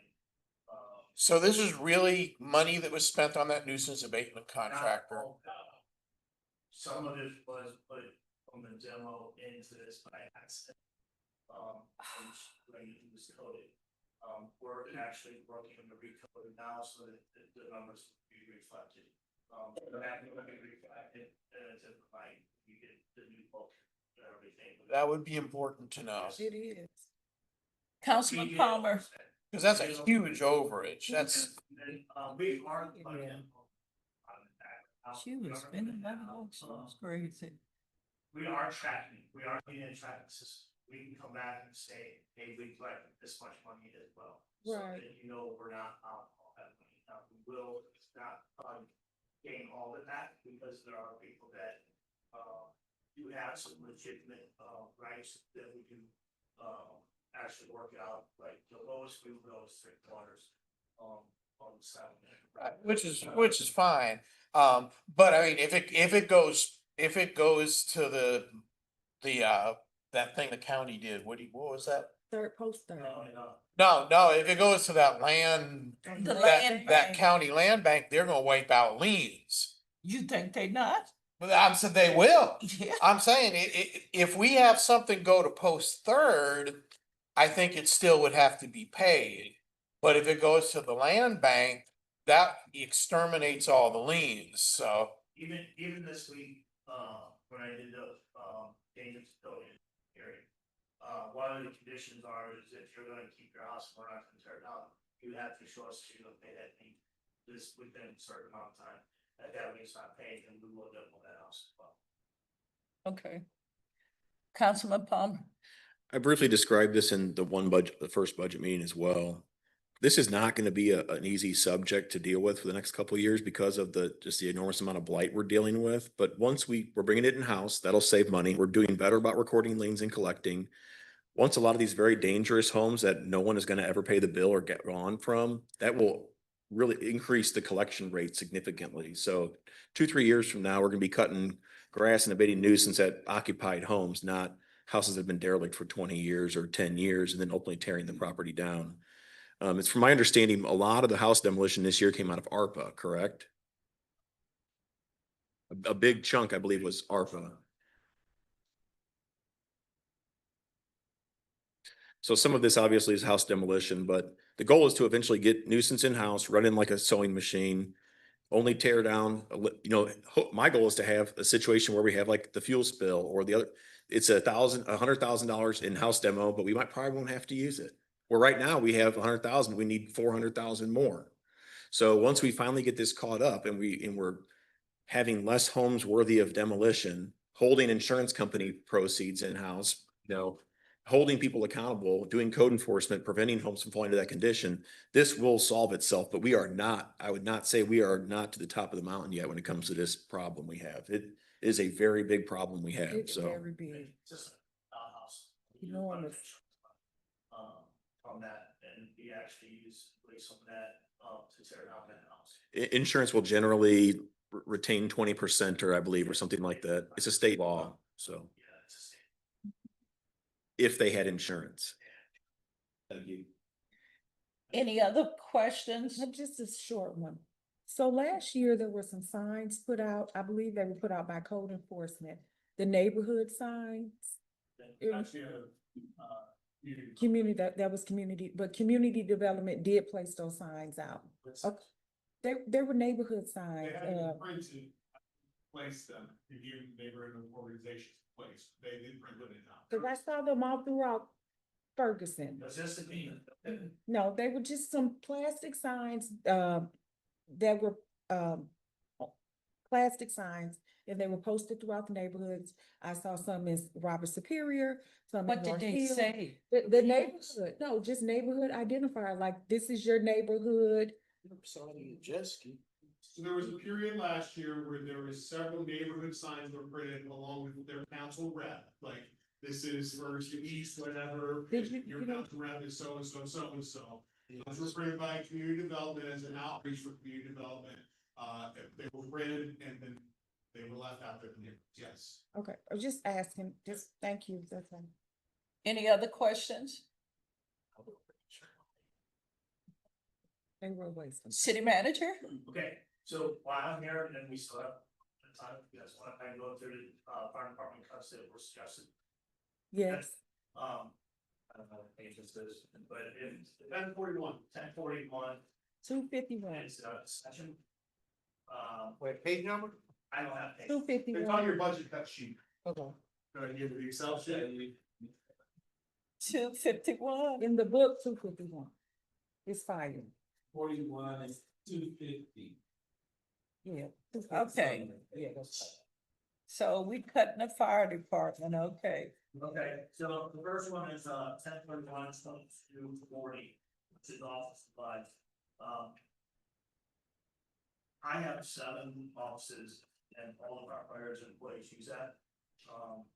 So I'm suggesting that we try to keep that money in place. Okay, The other is, hand tools and hardware, that also upkeeps the house as well, and things, and, things that happen, we have to, make sure that our houses are kept for pretty nice.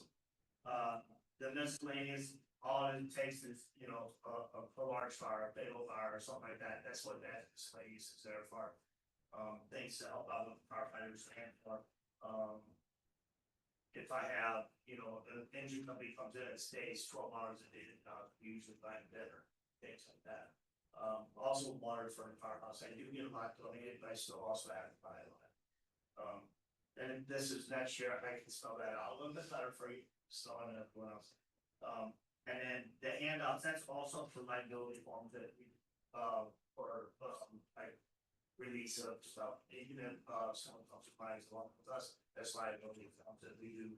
And then the miscellaneous holidays, if we cut that, we're gonna cut Santa sirens and the firehouse would be like. you're gonna create a riot. It's only $900. I would be, but to be honest with you, Santa and sirens, the seniors and the kids look for it. They worry you to death when they coming down your street. They out there, they want the candy. You cut that, and people gonna beat you up. Okay, I'm just saying that loosely.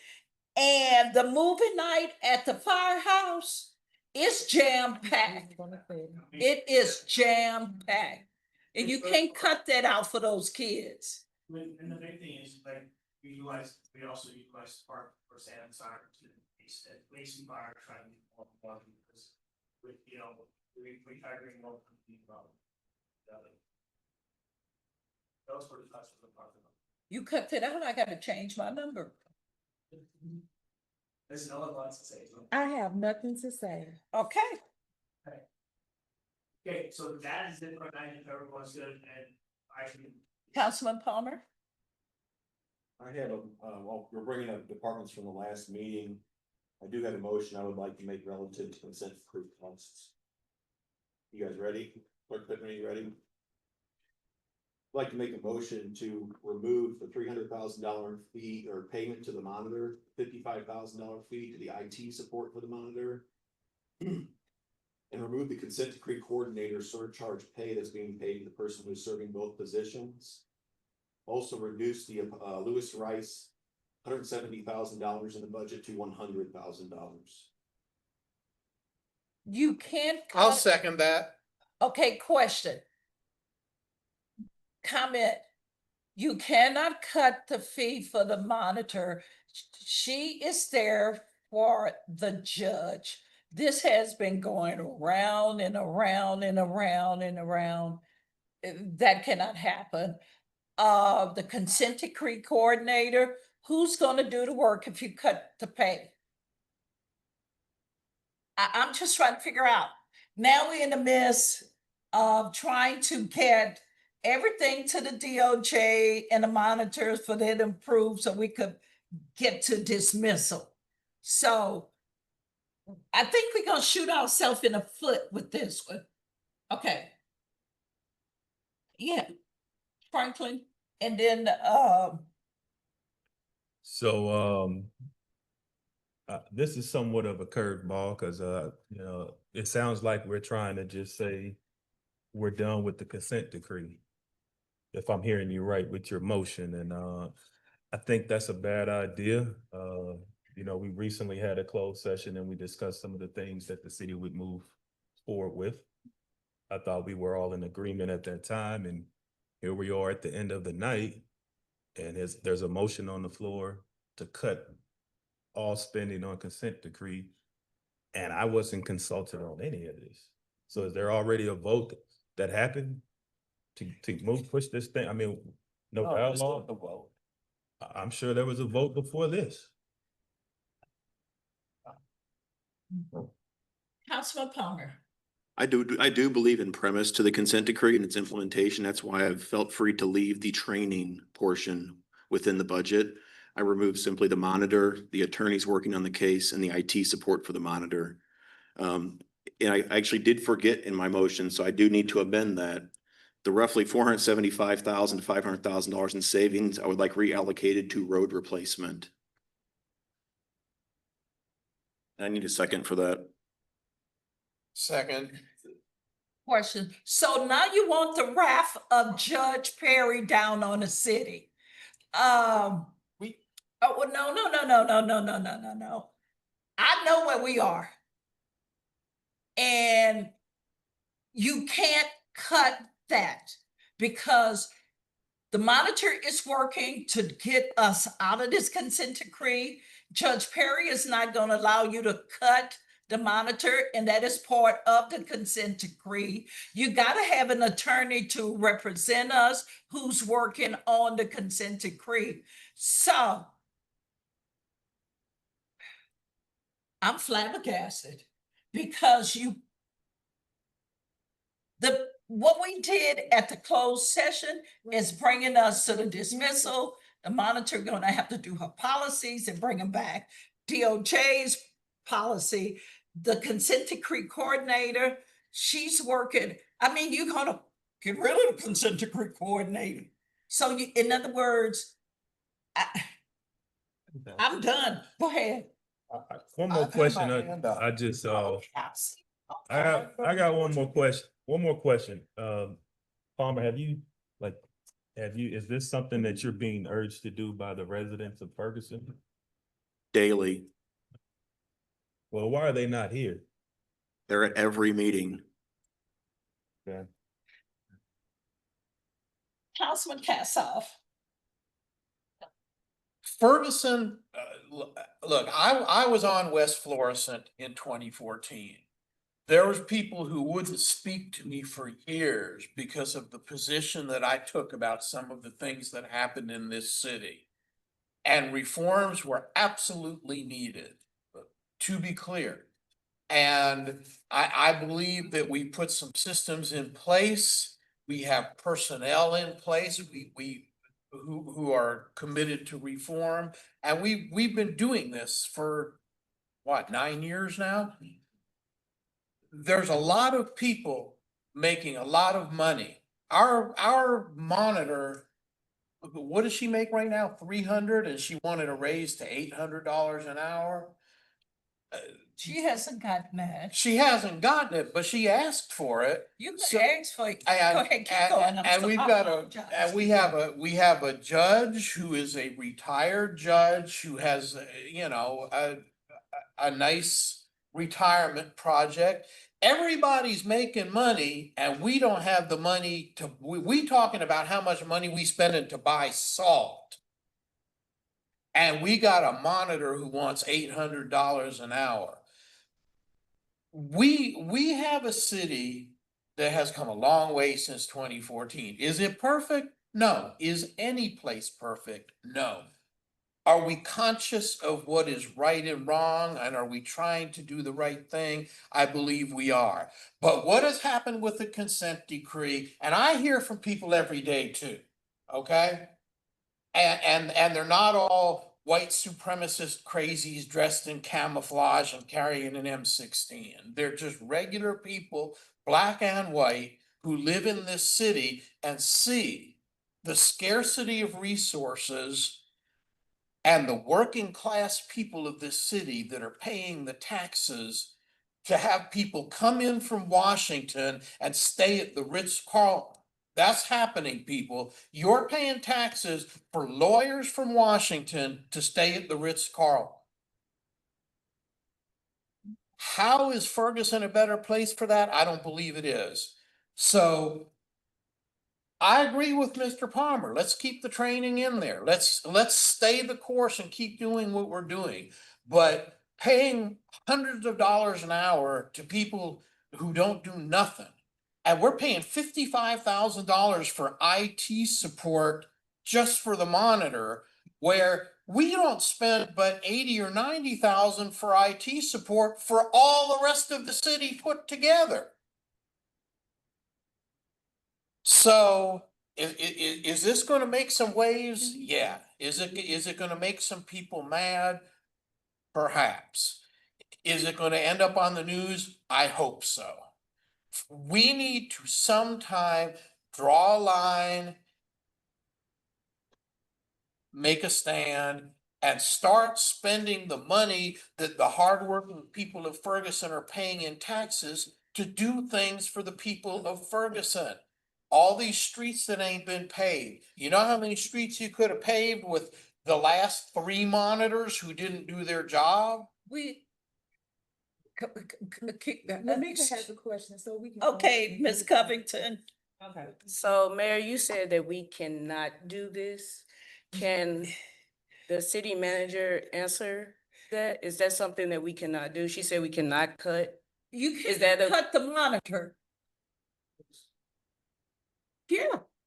And then you move to a person, Patricia Washington, who has taken this consent decree and put it in a position to be dismissed. He wants to cut her out.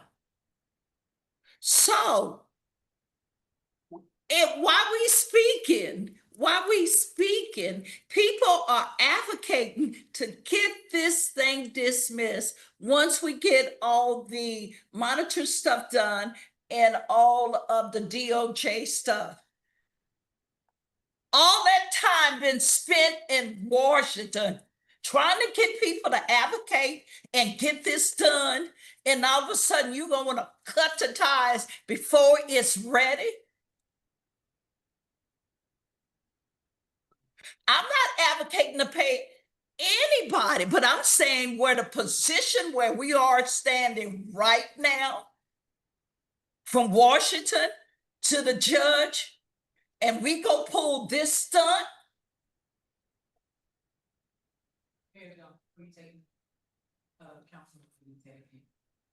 I understand what he said. He told me the other night to tell Wesley to go march to the president.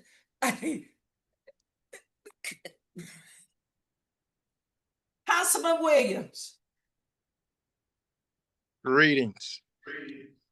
I'm actually in favor of Palmer's motion. I'm tired of spending hardworking taxpayers' money and making other people rich. We need to fix our streets, and I hope it does make the news so Josh Hawley, Wesley Bell, and others can tap President Trump on the shoulder and please give us mercy and grace and sign this thing away.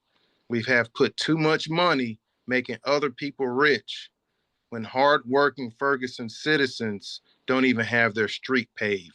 We're arguing over salt, giving money to FNIP, cutting this, cutting that. The reason we have to do that is because we're paying other people, making them rich. I think it's a new day and time, a new DOJ, and I think this thing would get dismissed. Not by cutting what you doing, because the DOJ has already talked to the attorney and they are coming to a conclusion and what needs to be done in order to get this dismissed. So go ahead and cut anything. Go ahead.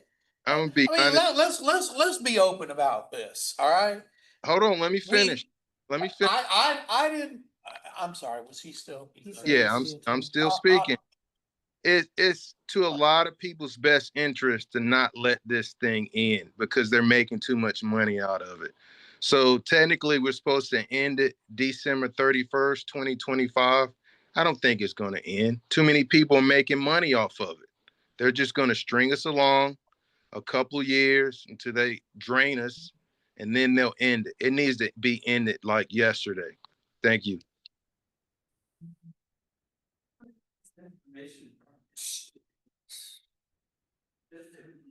Councilman Castle.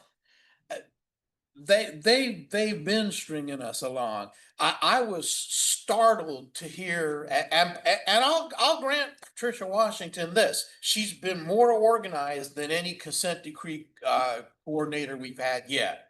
She has actually laid some things out where up until she took over, I really don't think we had any idea where we were going or what we had done, which is really startling given the amount of money we've spent.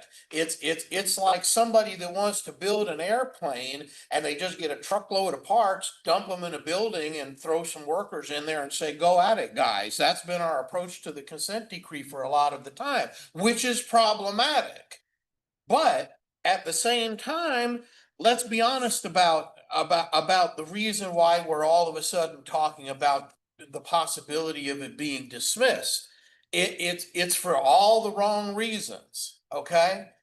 And before anybody says anything, y'all know I'm not a Republican. I've never voted for President Trump.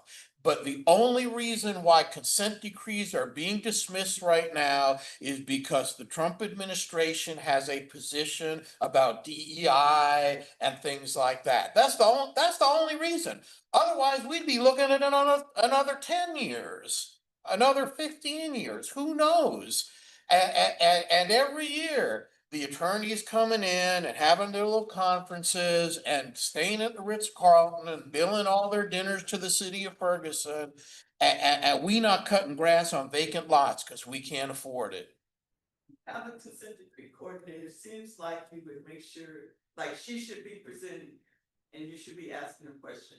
Things like evaluation of the monitor does nothing. How do you know? We just had it. Well, Patricia Washington is going to have.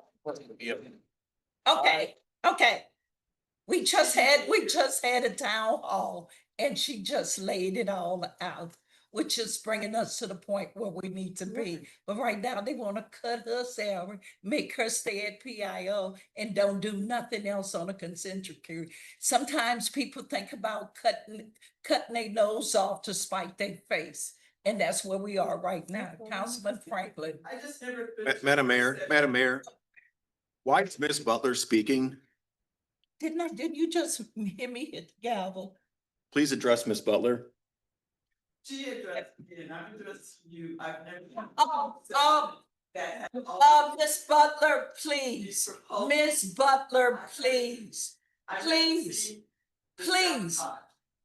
Of the budget. Franklin.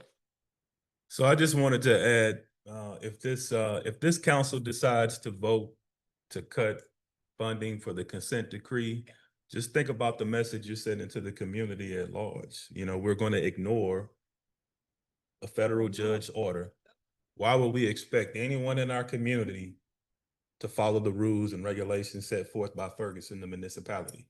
If we want people to respect our rules, we have to honor this consent decree that, frankly, hey, it's our own fault. And so I think those of you that vote for this, be ready to stand out in front of it because it belongs to you. It doesn't belong to the residents and it doesn't belong to me. But make sure if it works, I guess we'll give you guys praise and worship. But if it doesn't work, which I don't think it will, because one thing I've learned, you don't toy with the federal government. Be ready to step out and take some accountability for the mistake. City manager, and then I'll call for the vote and then we could adjourn. You have anything to share?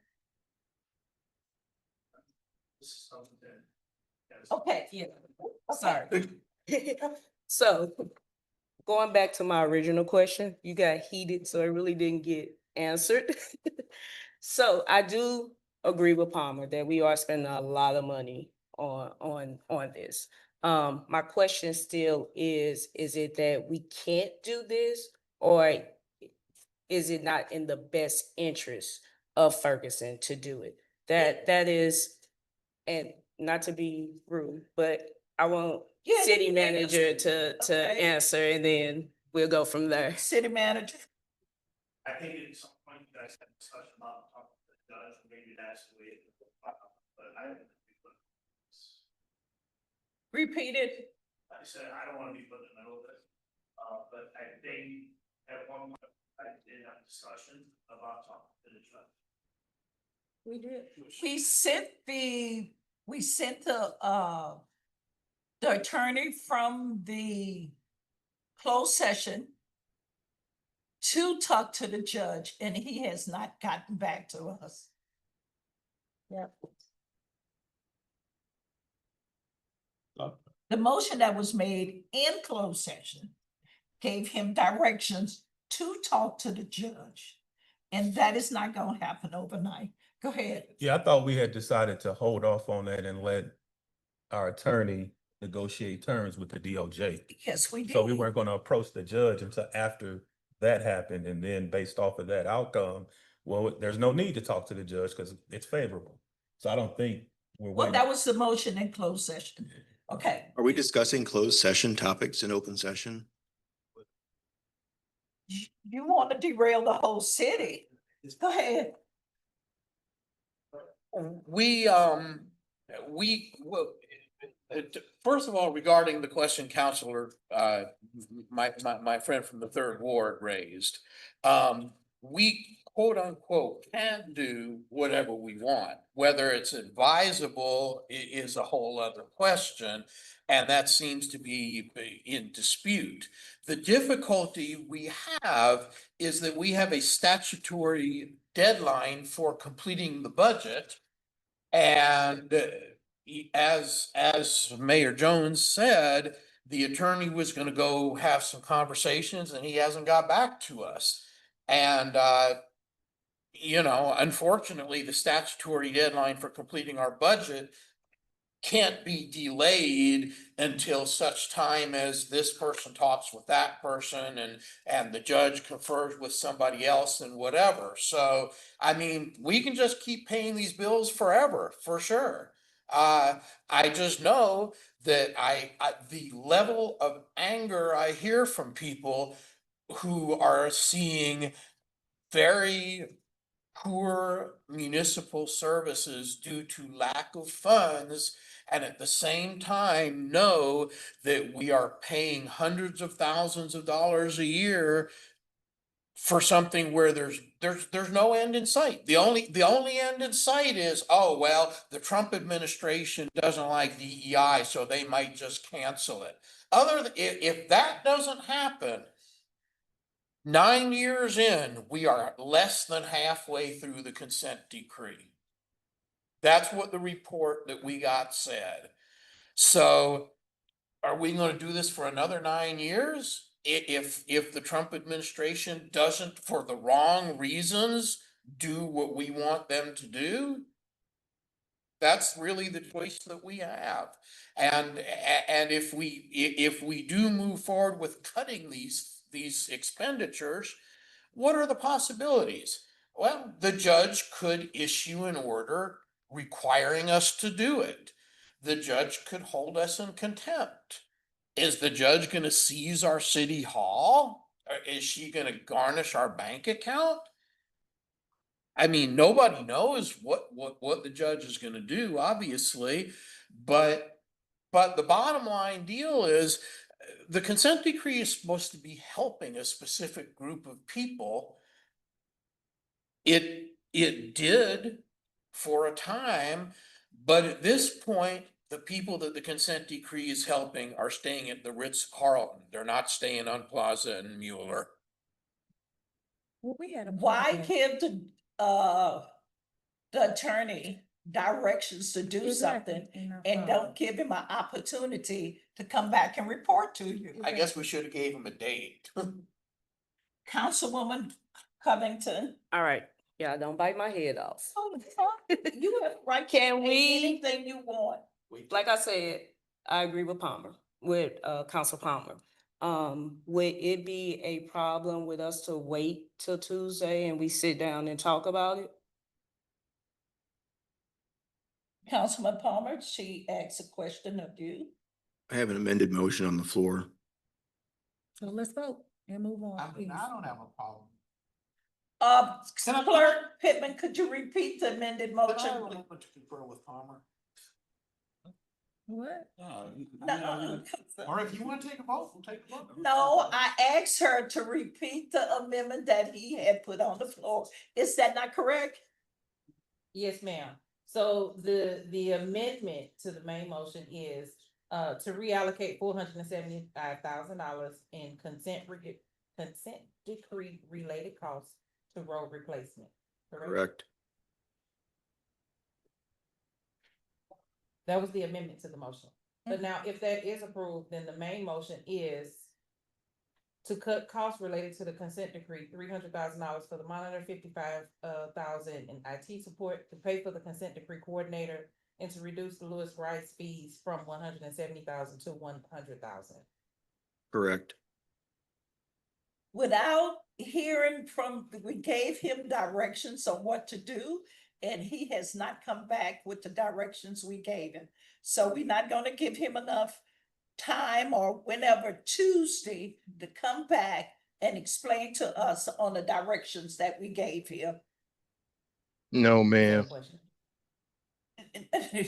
No, but that's what we are. We gave him specific directions on what to do. And he said he was gonna get back to us. Now we are not allowing him to do what we instructed him to do to get back to us.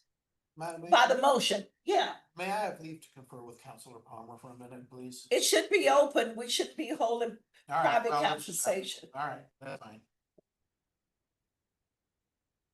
Now let's just have a vote, whatever.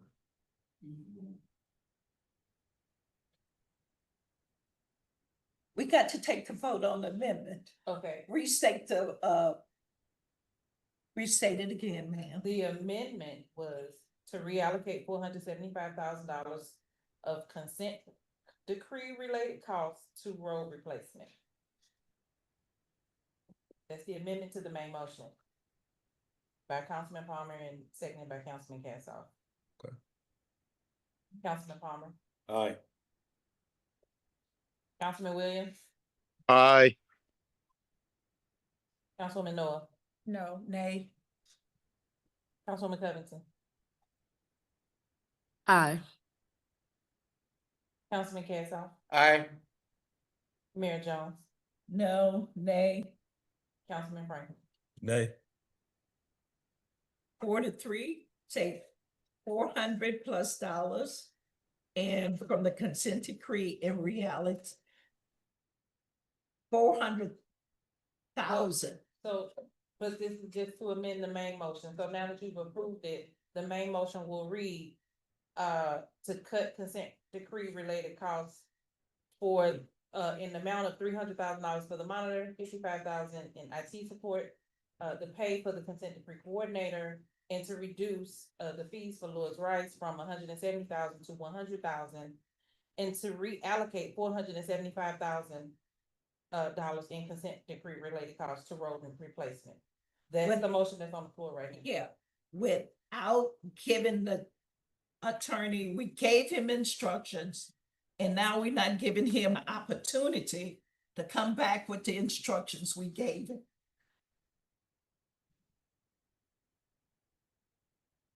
Yes, ma'am. Ms. Covington. Again, this is for Palmer, Council Palmer. Can we take this vote and wait till Tuesday? No.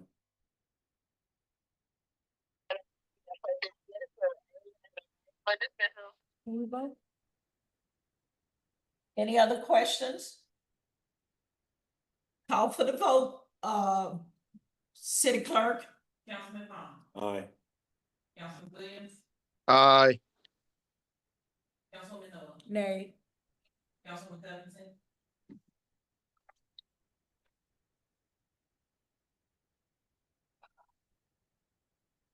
Thought it was gonna be easy being on council. Do what's best for the city or do what's best for?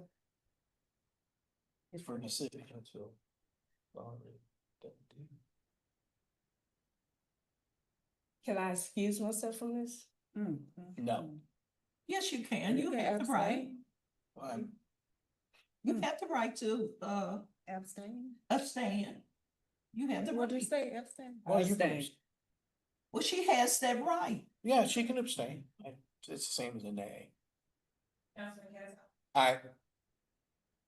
Mayor Jones, Nay. Councilman Franklin, Nay. So we got 3 and 3. It doesn't go anywhere. Before we end, since we voted, can I just say something before we end the meeting? It's done. I want a motion in a second to adjourn. So moved. That was rude. It needed to be there. It needed to be there. You didn't vote to adjourn. You didn't vote to adjourn. I said motion in a second to adjourn. But you didn't ask for a vote.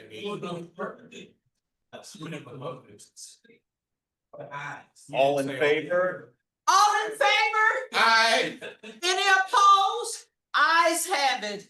The motion didn't go nowhere. Okay, we come back Tuesday. I know. I know.